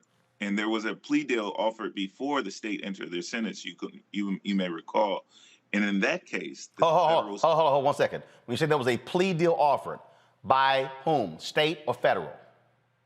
By the federal government. Got it. Go ahead. Yeah. So the DOJ considered a plea deal prior to the state sentencing. In that case, the men would have served their time in federal prison first. Because of that, the family decided to take their chances with the state sentencing to see if they would get a more severe penalty. Okay. So you're saying that prior to the state, them being convicted on the state level, the DOJ approached them about a plea deal on the federal charges. That's correct. Well, for both charges, as counsel just mentioned, they would have done the two of them together. Got it. Oh, okay. Hold up. So again, see that sort of changes it. They were approached about a plea deal on the state and federal charges, and the family said, "Let's wait to see what happens on the state with the state case." That's exactly it. Okay. The judge rules. Glenn, the point I asked Lee this. Okay, let's say the McDaniels don't accept. Let's say they pull their guilty plea. Judge says trial starts on Monday. Let's say they are convicted in federal court. Then what? Yeah, it's a pretty unusual scenario. You know, I hear counsel, saying that the Department of Justice represented that the state would go first from the standpoint of incarceration. Usually it's the other way around. Usually the federal sentence is what drives all of this process at the state and federal level. Usually it's coordinated, so it is a little odd. But the fact that it would be a longer sentence, because it's a life without parole sentence, maybe that's a factor. I guess the other question would be which judge decides as well, which one would go first. And, and typically issues like where they serve their sentence, at least at the federal level, the judges don't even decide that. That would be the Bureau of Prisons who would make that decision. Bureau of Prisons, that's exactly it. Yeah, so, and again, it's interesting, folks like, oh my goodness, you're complicating this. Y'all, it actually is complicated because the fact of the matter is you actually rarely see this. That's true. I mean, you rarely see this. Take the cop who killed Walter Scott. Hung jury on the state level for murder charges. What did he do? He took a plea deal on the federal level as opposed to going to a third trial on the state level, and that's why he's sitting in federal prison. And so people need to understand that this is unusual in terms of how this happens, because what have we historically seen? Historically, we've actually seen people found not guilty on the state level, and then we've had to depend upon the federal government to convict them in a hate crime trial. Rodney King. Yeah, Rodney King case is a perfect example. And again, those two cases involving police officers, this obviously is different in terms of what happened. Well, Lee, we certainly will see when we go to court on Friday what they're actually going to do. The judges made clear that, look, if you don't accept this plea deal, the trial starts on Monday. To my panelists, either you have a question for Glenn Ivey or Lee Merritt. Julian, Omakongo, or Jeff? Glenn. Julian, go. Well, what I'm curious about in terms of this, I love what the family is saying is make him go to the worst prison that to the worst prison they can go to. Is there any mitigation? I mean, can judges or others say we want to give them a break? Yeah, I'm just concerned about how this plays out. Well, if you mean at the federal level, typically no, because they're violent offenders. So, you know, at the federal level, you have, you know, they call them club feds. They're still jails, but they're certainly not what you'd see at the state level from the standpoint of accommodations and the like. But you also have the Supermax case, you know, jails there too, where, you know, the Unabomber is held and the Al-Qaeda suspects are held, and, you know, that crowd too. And that's 23 hours of solitary confinement day after day. In fact, human rights violations have been raised about that particular prison in Colorado. So, you know, the family has a right to push for what it wants, and they're probably right that the state, if I'm hearing counsel right, sounds like the situation in Georgia jails is especially bad. But there's some tough jails in the federal complex of jails as well. So. Well, I got this text, Lee, and I would like someone hit me and they said, so are we now advocating for inhumane conditions in prisons? No, the inhumane conditions exist, and we have lawsuits filed against Georgia state prisons concerning their conditions. However, why should these men be the exception when so many Black and brown people are actually held in those deplorable conditions in the state of Georgia?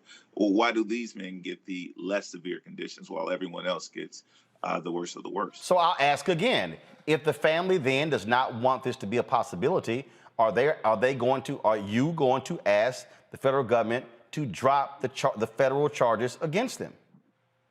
Because if you drop the federal charges, there's no conversation. They're going to prison. They're in life without parole. There is no discussion about potentially going to federal prison. Because as I said, you can move forward with this, and then they can be convicted in federal court, and the judges may decide they're going to go to federal prison first. And so all this was for naught. So will you do that? Yeah. Roland, it's funny that you say that, because in our conversations with the Department of Justice yesterday, Wanda Cooper Jones made it clear that her preference was, if there was a chance that these men would be transferred to federal prison as a result of their conviction, then take these charges and, well, I won't use the language she used, drop them. But that's up to the federal officials to decide whether they actually drop a case. That's correct. Jeff. Yeah, there are several issues here. I want to say thanks to Attorney Merritt and Attorney Ivey for really getting into the weeds with this issue. And like Brother Roland said, there are people out here who do not understand the complexities and the layers when it comes particularly to sentencing. When you talk about the state system versus the federal system, some of those differences come into play, including the quality of management, the size of the prison system itself. The federal prison, I think there are about 122, 123 federal prisons, whereas there are over 1,700 state prisons, and they tend to be poorly run. Is this issue about, and this plea agreement that was rejected by Judge Wood, is this more about preferred imprisonment for these guys? They want to take their chances at the federal level as opposed to the horrendous conditions in Georgia? Yeah, it certainly comes down to the conditions of confinement. And in Wanda's statement to the court, she repeatedly referenced the conditions of confinement is what she was hoping to maintain, that she wanted these men to serve their time where her son was murdered, where she raised her son, where she paid her taxes, in the Georgia State prisons. And if there's a problem with the Georgia State prisons from a humanitarian standpoint, fix the prisons. Glenn, any comment? Well, I think it's certainly a challenge. What's going on in prisons across the country, and this is true at federal prisons too. COVID is a challenge at the federal level. They have a lot of jails or prisons. Washington, D.C. actually faced some challenges with their jail as well. And I've filed requests to get prisoners out of jail early because of these conditions at the federal level. So it's a challenge that I think we need to keep our eye on. I understand the family has a unique concern here, but the challenge of the condition of our prisons, we've got to keep our eye on that ball because they're inhumane. People don't get a chance to get the types of training and education that they could benefit from. So when they come out from a reentry standpoint, they've maximized the chance to really be productive citizens again. But in the case of these two, they're not coming out.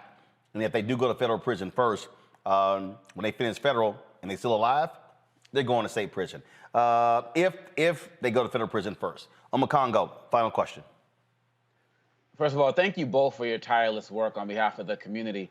The question that I have is that if they were willing to sign something admitting that they targeted Arbery because he was black, is there some possibility where some types of hate crime charges can also be added to whatever they're dealing with, just so another message can be sent as it relates to that area as well? Well, actually, so that's what this plea bargain would be. So they would be the plea bargain. They would be plea bargaining to pleading guilty to federal hate crime charges. Right now, they've already been indicted and charged with violating his civil rights, federal hate crimes. So the multitude of this. So they will be pleading guilty to those charges. And so today, what the assistant U.S. attorney said in the courtroom, she said it was important for the purpose of the public to get this guilty plea, to find them convicted on these hate crime charges. Lee, your thoughts? Yeah, the hate crime charges are not available at the state level. And obviously they're pressing them forward in the federal case. However, for the family, they're mostly concerned about these men serving out their state sentence. All right, then. Any response to that, Glenn? No, I take that point. It would be a powerful, I think, admission by both of these men that what they did was based on racial animus. And I think that would be an important message for the nation to hear, really the world. But I understand that the family has a different priority on this. All right, then. Lee Merritt, Glenn Ivey, gentlemen, I certainly appreciate it. Thanks a lot. Thank you. Thank you. Brother. So one of the reasons why it was important to have that conversation and give that time to it, because frankly, a lot of people out here, y'all know what the hell's going on. Yep. Okay? Here's the deal for everybody out here who's whining. I see y'all in the chat room whining and running your mouths. Today's hearing, you couldn't record it. We couldn't air it.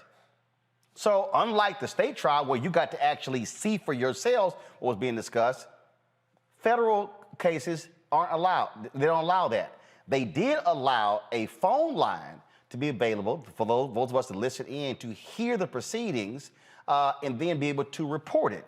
And so it's way too many people. I saw stuff all day today. I saw people, the DOJ is trash.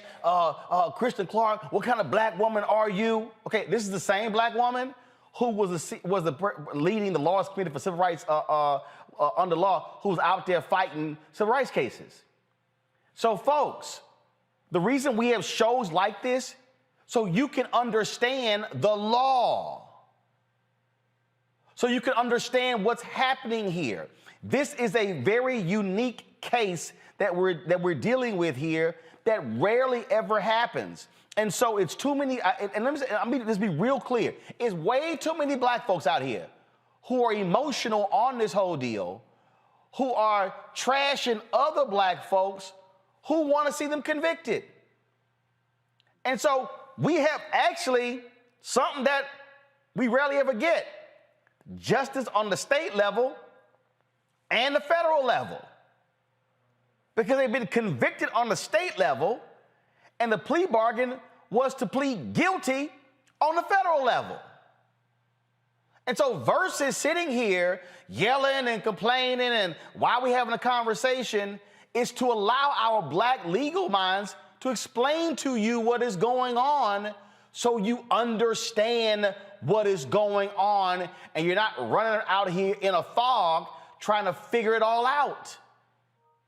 And so again, the judge gave them till Friday for the McMichaels. Only one of them was in the courtroom today, folks, so that their lawyer said, can we confer with our clients? So Friday, when they come back to court, they will decide, or let the court know whether they have actually accepted the guilty plea. If they withdraw their guilty plea on Friday, the federal hate crimes trial for the McMichaels will begin on Monday in Georgia. And we'll tell you exactly what happens on Friday in this case. Folks, when we come back, a former beauty pageant queen commits suicide a couple of weeks after the 26-year-old son of Regina King does the exact same thing.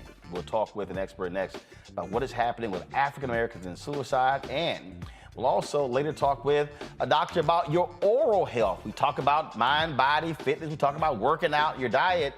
But a lot of us have some serious problems in our mouths that could actually hurt us later in life. Folks, you're watching Roland Martin Unfiltered on the Black Star Network.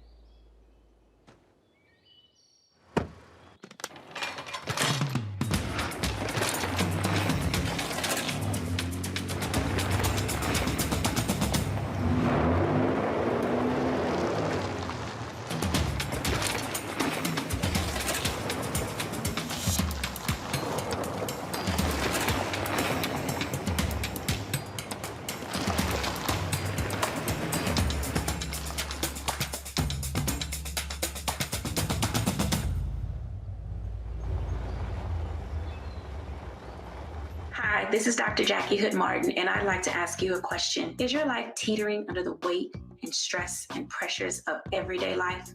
Well, let me tell you, balance isn't easy. Join me each Tuesday on Black Star Network for Living a Balanced Life with Dr. Jackie. We'll laugh together, cry together, cheer ourselves on, and pull ourselves together. Learn tips and tools that will help you with the everyday stressors. So join me each Tuesday on Black Star Network for a Balanced Life with Dr. Jackie. We're all impacted by the culture, whether we know it or not. From politics to music and entertainment, it's a huge part of our lives, and we're going to talk about it every day right here on The Culture with me, Faraji Muhammad, only on the Black Star Network. Hey, I'm Cupid, the maker of the Cupid Shuffle and the Wham Dance. What's going on? This is Tobias Trevelyan. And if you're ready, you are listening to and you are watching Roland Martin Unfiltered.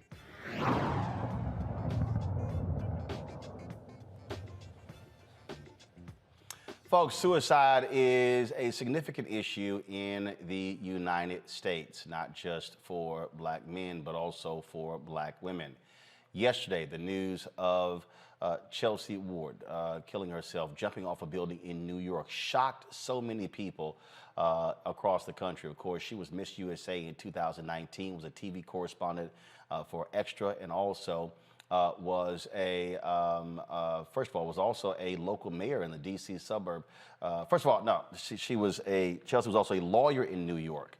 We also have the story of a mayor in Hyattsville, Maryland, who a week ago took his life, as well as the 26-year-old son of actress and director Regina King. His name is Eon Alexander. That was 2 days after his 26th birthday. And so to have these three cases in the last couple of weeks has been a shock to a lot of different people. In addition, I was watching a story where the voice of Charlie Brown, a 65-year-old gentleman, also took his life.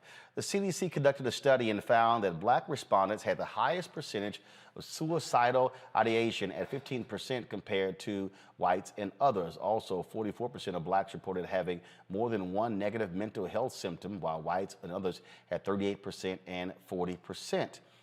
There's a common misconception, oh, black folks, we don't kill ourselves. But what we have seen over the past decade, we've seen a dramatic increase in the number of African Americans committing suicide. Troy Beyer is a mental health expert. She joins us from Flagstaff, Arizona, to offer her insight. Many of you also know Troy from being an actor and director as well, but she has other pursuits beyond Hollywood. Troy, these, so many people, I've seen the comments, or people saying, I mean, here you have this beautiful, talented, vivacious 30-year-old black woman, television correspondent. She's an attorney living in a high-rise in New York. Why in the world would she take her own life? You got this, you see this, all the different salutes of Regina King's son, Eon. I mean, he was a chef and he was a DJ and doing great things, and just 2 days after his 26th birthday. But folks don't really understand the reality of depression that people go through in this world. Yeah. So what qualifies me to have this conversation with you is that I do have a doctorate in clinical psychology, and I am very well educated on this particular topic. And you said it right there, Roland, depression, right? So when a human being is depressed, they push backwards. They don't want to push forward. And when you are pushing backwards continuously, then you don't even want there to be any momentum. You want to stop the action because the pain of moving forward is just too painful. And I think that's really what's happening here is that people are just depressed. We don't have futures that we're excited about living into. Even though face value, it looks like this person has a great life or this person has a great life, what you see is not always the truth. We know that. Instagram teaches that every day. It lets us know that just because they're looking happy doesn't know doesn't speak to their authentic happiness. People are depressed. They're sad. They're scared. We're living in the most challenging times in the history of the world, as far as I'm concerned. And what's inspiring us to want to move forward? Well, that's the question. And also the issue, and I've seen different posts where Chelsea talked about anxiety. Yes. And there are people who, again, they have significant bouts with that. It leads to panic attacks That's right. and things along those lines. And one of the things that I've talked to teachers and professors, the level of anxiety a lot of young folks have to succeed, the constant comparisons to siblings and other friends. You mentioned social media. I remember I was at a movie junket one day, and I was talking to this guy, and he was saying how this was a grown man with children, a wife and children, and he said how he had to get off of Instagram because he took nice vacations, but he was just so despondent looking at celebrities and others and what he was seeing on Instagram that he was being depressed by it. And I said, wait a minute, are you serious? Yeah. So you have this, where we're now living in this world where you're being constantly compared to others as well. And a lot of people talk about that level of anxiety, how they can't handle it. Right. Listen, the hustle is real. It is real. We're trying to keep up with the Joneses in a way like never before. Anxiety is the inability to control an outcome. Okay, it's all future based, right? So that's why when we have anxiety, and when we're having a panic attack or dealing with depression, we need to know how to take care of ourselves. And that's my job. That's why I went and got a doctorate in clinical psychology, because I'm dedicating my life to teaching human beings how to self-regulate in the space of despair and anxiety and panic. We have a first aid kit for physical challenges. Do you know we do not have a first aid kit for mental challenges? So a first aid kit takes care of your physical challenge until you can get to a professional. As far as I'm concerned, the mental first aid kit that I'm creating will allow a person to self-regulate until they can get to a professional to help them. People commit suicide because they feel like it's the only option. The pain is so great. I also want to add in that when we're experiencing emotional or psychological pain, the same exact region of the brain is activated that is activated when we're experiencing physical pain. So it's very real, but we have not been trained. We have not been equipped with the tools and information to take care of ourselves. And that's what my life work is all about, because I am done hearing about people taking their lives because the pain was unbearable. The pain is real, but it can be bearable if you have the right tools, the right information, and if you have the desire to live. And I can't imagine that beautiful spirit, any of the people that I know that have died recently, did not have the desire to live. It was just too painful. To that particular point, I'm going to go to my panel for questions in just a second. When we talk about what people are dealing with, actor Michael Madsen, his son, also recently took his life. Wife, children. He served in the military. Dad said had no idea. There were no indications whatsoever. And again, the outward appearance is one thing. You take Chesley. Not only was she a lawyer, a TV correspondent, had an MBA as well. I think people confuse. Oh my God, here's somebody. I mean, how do you have these amazing credentials, and you've done all of these different things, and you're 30 years old, and then you would actually do this. This was the last post that she made on Instagram, and this was posted after 6 a.m. on Sunday, and it was authorities say it was around 8:15 when she apparently jumped from the high-rise in New York. She said, "May this day bring you rest and peace," with a red heart. When you talk about somebody who's being tormented, what they're going through, they're searching for those two things, rest and peace. Yeah. Listen, Roland, just, everything that glitters is in gold. I mean, I've attempted suicide twice. I know the plight, I know the journey. And one of the reasons I left show business and went into psychology is because I was tired of the rejection and tired of the hustle. And I was really suicidal. I was like, I've got to stop this. No one would have ever thought that about me. They're like, oh, she's got it together. She dated Prince. She was on Dynasty. You don't know what happens when someone goes home and they shut that door. That's when the real deal comes out. And like I said, if you don't have anything in your future that's really inspiring you and lighting you up, you're going to depress backwards. So yeah, she was definitely glistening and she was golden, but her soul was broken and she didn't have the tools to fix herself. And that's what my life work is about, again, is teaching you how to do you. Jeff? Because you can. Sure. First of all, I want to say thank you, Dr. Troy, for not only your career, but all of the intersecting spaces that makes you uniquely qualified to put what you're putting into the world. Thank you for walking in your purpose. Thank you for healing others. And I know it's a thankless job. When I'm in the ministry here in this space, I counsel people, and I'm a very practical minister. I understand that you can't pray these things away. You can't put oil on somebody's head and expect for it to go away or point them to a verse in a scripture. It's all about getting them the tools, getting people the tools that they need to work. And this affects all of us. We get on Instagram and social media, and to use a music metaphor, we compare our daily singles to somebody else's greatest hits. And it can move us in a place where we reflect, and we reflect on the past. It creates the regret. We start thinking about the future, and it creates the anxiety. And when we talk about the neurological process, I want to give you a moment and just tell us about the brain process as it relates to trauma. Because if I'm correct, people look and they say, oh, it wasn't that bad. A person just, they fell down some steps. I got in a car wreck. But as we are especially developing trauma, if I'm correct, trauma registers the same for different people. It sure does. Okay, so talk about that a little bit. Yeah, and thank you for introducing that into the conversation a little deeper, because it's so relevant. Trauma is hugely impactful, especially emotional trauma, because it has an impact in a way that we can't really see. So we don't know that listen, if you break your arm, that's a physical trauma. We know we've got to put it back in place.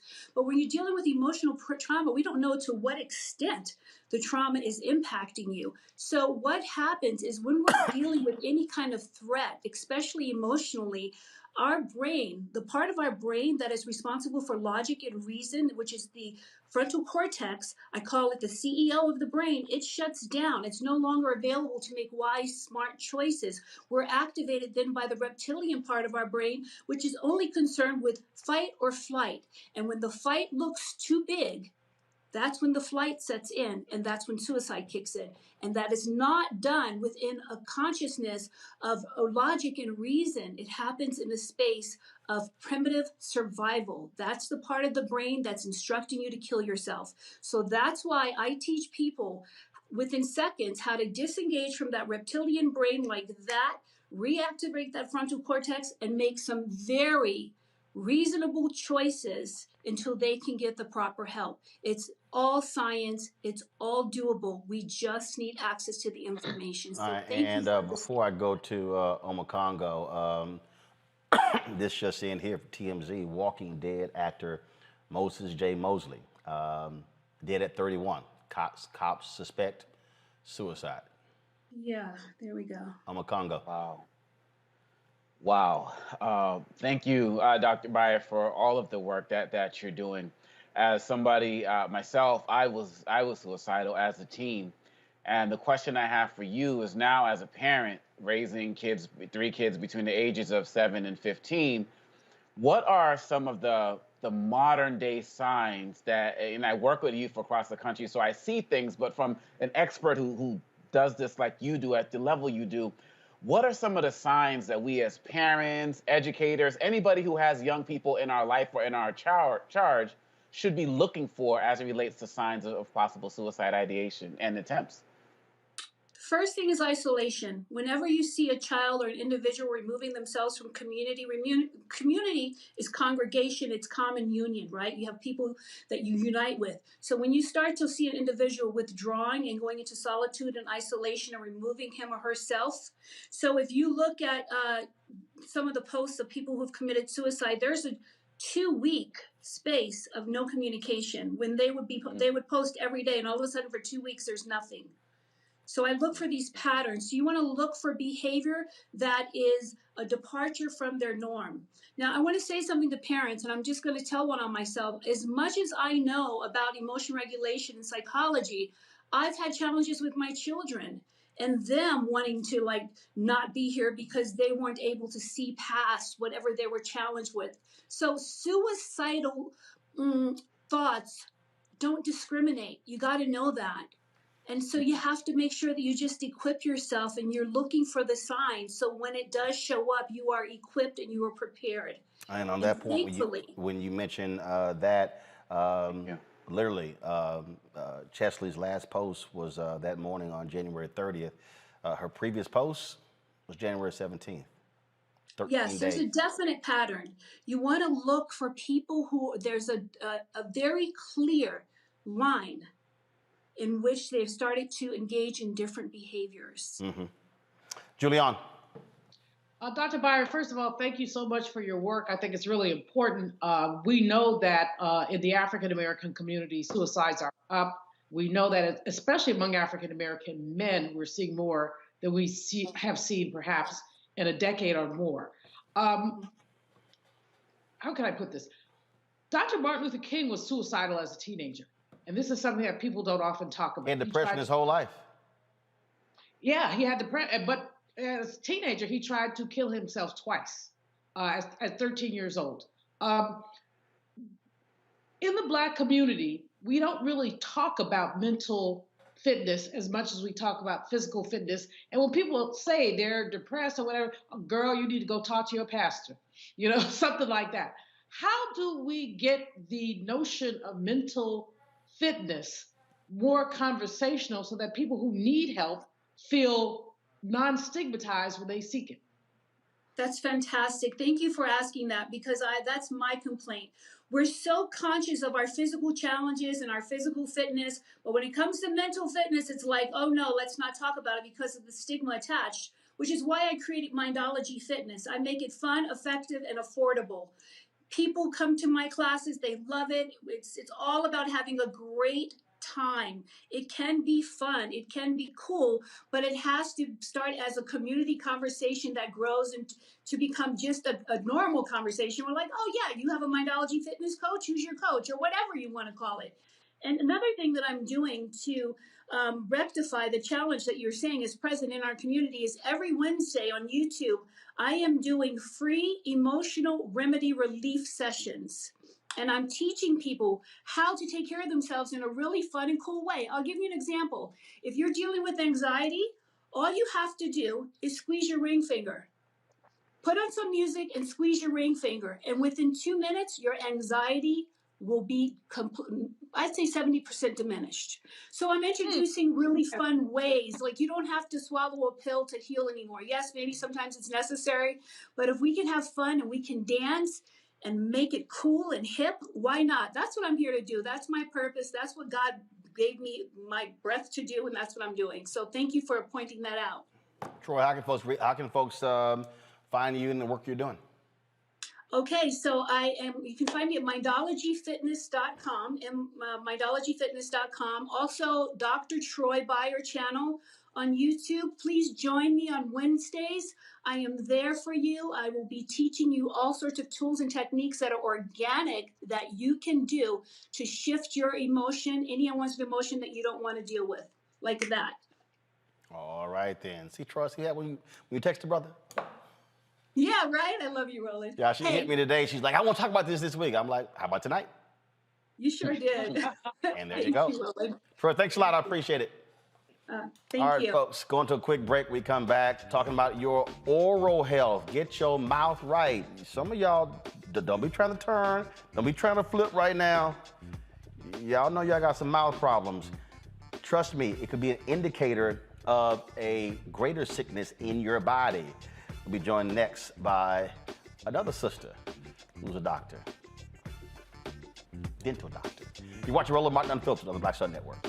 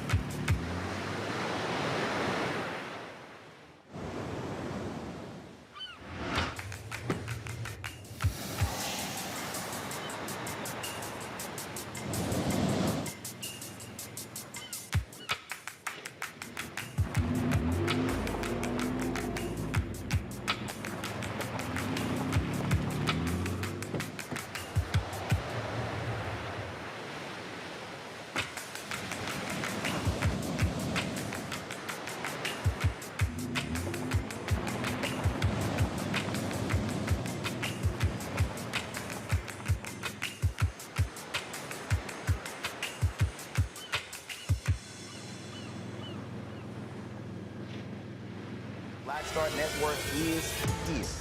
Hold no punches. I'm real revolutionary right now. Black power. Support this man, Black Media. He makes sure that our stories are told.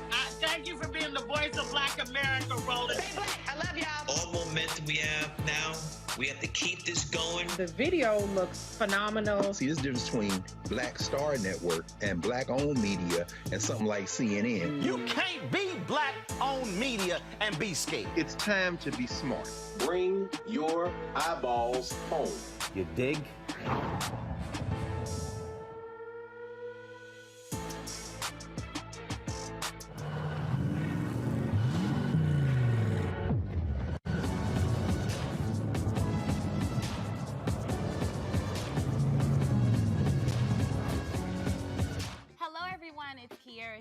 Hey, I'm Taj. I'm Coco. And I'm Lily. And we're SWV. What's up, y'all? It's Ryan Destiny, and you're watching Roland Martin Unfiltered.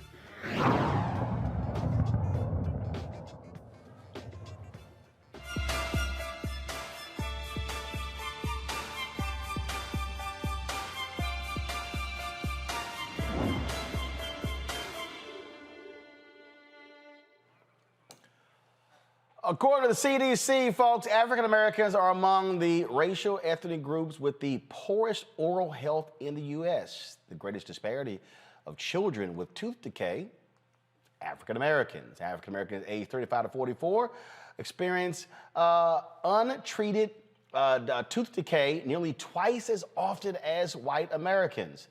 The 5-year-old survival rate of oral cancers among African American men is almost half of that of white Americans. Yeah, y'all, oral health matters. Dr. Lucia Johnson, she's the owner of VIP Smiles from Cleveland, Ohio. She joins us right now. Doc, how you doing?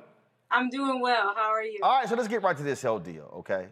And that is people, just like we were talking about mental health, people love talking about your physical health, working out. You always posting your workout videos, but people don't spend a lot of time actually discussing their oral health. Yeah, we see that a lot. I think that people focus so much on their body and their health and having medical coverage. We forget that your mouth is the gateway to your body. And so if your mouth isn't healthy, it's really a representation of your body. So it should be the reverse. Dentists are able to diagnose and treat disease a lot earlier if you're seen on a regular basis. If you think about some of the statistics that you brought up, when we're talking about the disparities in our culture, it's because they're not seen as often. Rather, it's access to health, lack of coverage, or just the dental IQ is low. Or folks say, oh my goodness, my tooth hurts, now I go. Versus, okay, so here's the question. So how often should we be seeing folks like you? Once a year, every 6 months, once a quarter? Twice a year for healthy individuals. If you have gum disease, which is where you start to lose bone and teeth, you should be seen 4 times a year. Okay, so we're going twice a year. What we doing twice a year? Is it? You want to get a professional cleaning, x-rays. We examine your oral tissue. We look for any lesions, oral cancer, decay, problems. We want to correct how you're brushing, how you're flossing, and really just look at what you're eating. I think that's the thing that links your health to dentistry. What do we eat? What are we consuming? What is destroying our teeth? Because imagine the hardest mineral in your body being destroyed by what you eat. You could imagine the damage that it's doing internally, the soft tissue. So that's really what we're looking for. And when we see rampant decay, right, when we see multiple teeth, especially in children that are decaying, the first question is, what are they eating? Mm-hmm. And of course, I'm quite sure when folks get in that chair and y'all go, so you flossing? Of course I am. Then you're like, yeah, so why your gums bleeding so fast? So what are the dead giveaways where that you encounter where folk lie to dentists and within 30 seconds of their mouth open, you like, you lying. Exactly. You lying. Exactly. Flossing is the hardest thing for people to do because it's technique sensitive. And you can tell, as a dentist, we can tell because typically there's not inflammation along your gum lines if you're flossing consistently. If you're flossing once a month, you're going to have inflammation. So it's not if you're flossing at all, it's if you're flossing consistently. So what's consistently? We recommend that you floss your teeth before bedtime, whatever that is, because what we want to accomplish is you're brushing your teeth and flossing and removing all of the food and the bacteria that's accumulated throughout the day before you go to bed. At bedtime, your mouth is very dry, and this is a perfect breeding ground for the bacteria in your mouth to create acid, which breaks down your teeth. So you want to do your best to brush your teeth at bedtime and floss at bedtime. We do recommend flossing at least once a day and brushing your teeth twice a day. The other thing about flossing, people don't do it properly. A lot of people floss their teeth and they saw back and forth. We actually recommend that you gently hug your tooth, and you really want to focus on the pink triangular area between your gums so that your... You can go ahead and hold it up. You can hold it up. I see you got props.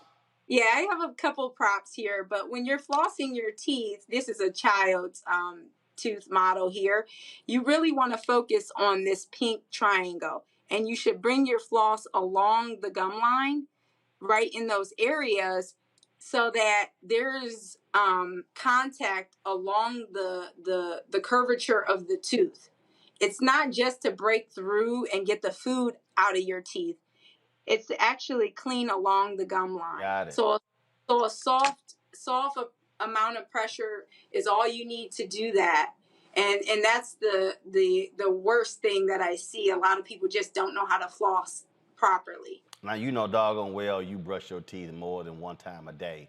Y'all, we were at the National Dental Association, they had their national conference here. And so I don't know if I spoke that year. I've spoken several times and I was awarded that year. Man, they had some food at a reception, y'all.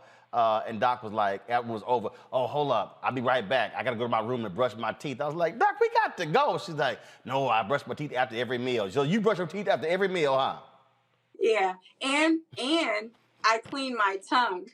I have a tongue scraper, and that's what I recommend, especially for adults. If you look at your tongue and the surface of your tongue, it shouldn't be white, all right? That's plaque. So I do want to recommend for all my adult patients. A tongue scraper? Tongue scrapers, yes, absolutely. And, They're very... And that's done, what, same thing at night? Yes, okay. Yes. And I actually do it every time I brush my teeth. Yeah. And I brush, yeah. Yeah, we know you do. All right, let's go to our panelists for questions. I'm going to start with you first. Thank you. It's so timely. My kids all have dentist appointments in the morning, so this is great information to hear. So I'm gonna ask a question that sounds silly, but it's like an age-old thing I hear with people. Brushing before flossing or flossing before brushing, does it affect the health of your teeth in any way, shape, or form? No, I actually recommend brushing before flossing. Because you want to kind of remove the bigger particles in your mouth before flossing. All right. Thank you. Let's see. Julian, you're next. Doc, thanks for being here. I appreciate you. Appreciate the focus on dental health. You know, we have had Black children die because they have not had access to proper dental oral care. Does our healthcare system, and especially, you know, the Medicaid, Medicare, do they provide enough reimbursement possibility, access for dental health? In my opinion, no. I was a Medicaid provider for 16 years. And after the pandemic, I realized that I could not afford to be a Medicaid provider anymore. It crippled my business. And actually, they didn't reimburse me. And what it is in 17 years, we've never had a fee increase. It's the exact same fee schedule. And it just really isn't enough reimbursement. So you'll see a lot of the providers that are taking it, like myself, really want to give back. Or they have a very large practice where they can substantiate, you know, because of the volume. And that's why it's hard to get appointments at those types of facilities that accept Medicaid. It's very rush dentistry. It's more like they're processing encounters, and you're really not getting the quality of care that we should be getting. And yes, they should be reimbursing us, and they should be giving Medicaid providers increases because we really can't afford. For instance, $34 for a cleaning is reimbursed. You can't hire a hygienist for, you know, $34 an hour. So it killed my practice, and I really, you know, I've tried to be a pillar of the community and in serving in that way. And this year, I could not any longer be a Medicaid provider. Jeff, she didn't say it killed her business. She said it killed her business. Now you know Oh, that yeah, you killed. know how That's bad right. it was when she said it killed my business. You know it's bad. You have three phases of dying business. You have killed, and then killed it. Yeah. So you want to make sure you don't get to that. So, and if you really get bad, it's kilted it. But when you get to that, Don't, Dr. Johnson, hey, let me tell you what type of day I've had. Do not make fun of me, okay? Oh no, no. we affirm it. I'm gonna We make fun affirm of it. you. So Yeah, let's just be roll. real clear. I'm gonna make fun of you on the show, and then when we get off the air. So don't even sit here. Don't be begging for sympathy. Jeff, she called me yesterday. She's like, "Oh my God." So like, what are we gonna add? I'm like, "Yo, calm down. You talk to patients every day. Just talk like you talking to a patient trying to get their stuff together." She was freaking all out. I'm like, "Child, breathe." Jeff, what's your question? We love you, sis, and you're doing just an awesome job of just telling people what you know. My dad used to always say, "Son, take care of your feet and take care of your teeth, and you're gonna be all right." Now he did tell me to take care of my teeth after he got his first pair of dentures, so I tended to listen to him even more because that struck home. I said, "Man, you got that first pair of dentures, man." Something I said, I don't want to have to get there. But let me ask a simple question because conversations like these are my jam. Shout out to you, Roland, because we've been talking tonight about practical things that can help people actually improve their lives. So to the RMU universe out here, I'm just going to ask a real simple question that probably has a lot behind it. How long should you keep a toothbrush? Change your toothbrush every 3 months. Change your toothbrush every 3 months. So Why? if you have one of those electrical ones, same thing. Change that brush every 3 months? Absolutely. Every 3 months. So that should be in between seeing your dentist. Your dentist usually gives you a new toothbrush on your visit, but you should replace it in between. Well, why replace it though? When people say, "Well, I can just go a few months, it still looks clean to me." It's just bad hygiene, number one, because you're utilizing that maybe twice a day. The bristles start to wear. And then what we usually have is when you use your toothbrush too long, people start to brush too hard. And then they cause abrasion along the gum line and the softer areas on their teeth, which damage their teeth. So it's just better to get a new toothbrush. Also, I'm glad you brought that up. Please buy soft toothbrushes. That was my next question. It's like... So ignore that medium and hard. Exactly. And because there's a market, they still sell them, but they're terrible for your teeth. Plaque is a microfilm. It's very soft. And so you just need a light pressure when you're brushing your teeth, and that plaque will come off very easily. The hard tartar, you have to have that cleaned off professionally. There you go. So that's why when they got that metal tube and they sitting there, straight, trust me. That's why. Look, Hazel Harper is my dentist here in D.C. And I drive Doc crazy because when I walk in, I got my noise reduction headphones, and I'm like, all right, y'all do what y'all do. I don't hear nothing. She got to tap me on my shoulder, Roland, to ask me a question. I ain't trying to hear nothing in the dentist's office. It ain't gonna happen. Not gonna happen at all. All right, we got lots more questions. We're out of time, so here's what we're gonna do. You coming back next month. See, I told you it was painless.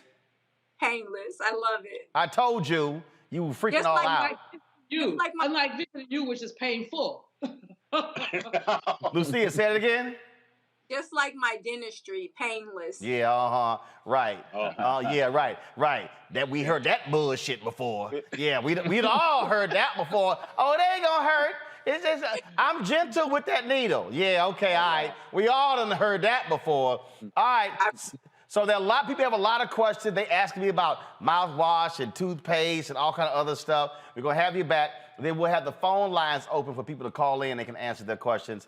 So we'll do that next month. And so yeah, see, there you go. Now you can relax, you can breathe, you can woo-saw and stop being all stressed out. Thank you. Folks want to know, where can they find you? I'm in Cleveland, Ohio.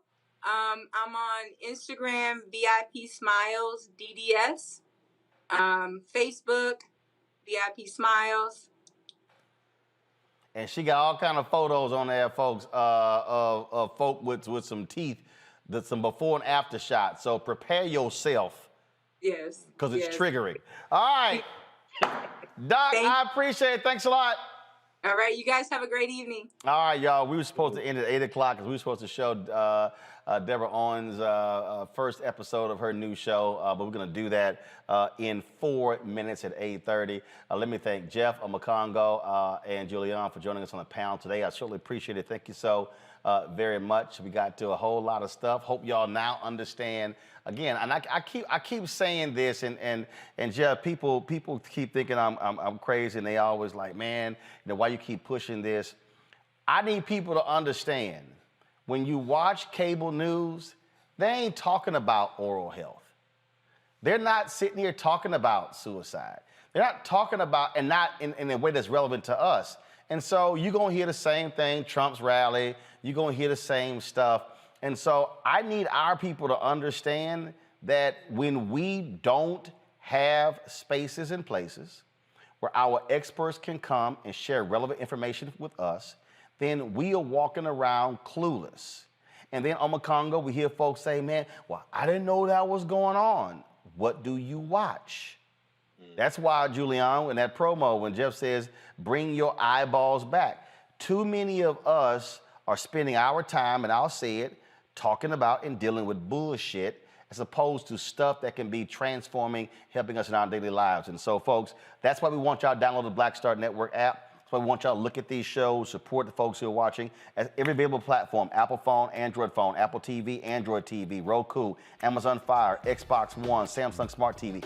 Download them on all of those different devices. And, of course, support us with your dollars. Y'all, I'm trying to tell y'all, when you give $50, $100, $200, $500, $1,000 is just as important. And also, when somebody gives us 25, 20, 10, 5, 1, trust me, all that matters. It helps us do exactly what we do. Terrence Green, thank you. Have a good night. Terrence Green, thank you so very much. Thank you so very much to Frederica Mays for supporting us, Lawrence Aldrich for supporting us, Shauna Reeder for supporting us, Dennis Johnson for supporting us, Larnell Farmer, Charles McLaughlin, thank you so very much as well. And then also, let's see here, somebody gave you a square. I'm looking for a name, and I don't see the name. I'm trying to find it. My apologies, y'all. But again, I'll read some of those names tomorrow. Some of the folks who actually gave during the show. Cash App is $RM Unfiltered. Venmo is RM Unfiltered. PayPal is R Martin Unfiltered. Zelle is Roland@RolandSMartin.com. Roland@RolandMartinUnfiltered.com. Folks, coming up next, the first episode of Deborah Owens' show, Wealthy You. Get your finances straight. You're watching Roland Martin Unfiltered on the Black Star Network.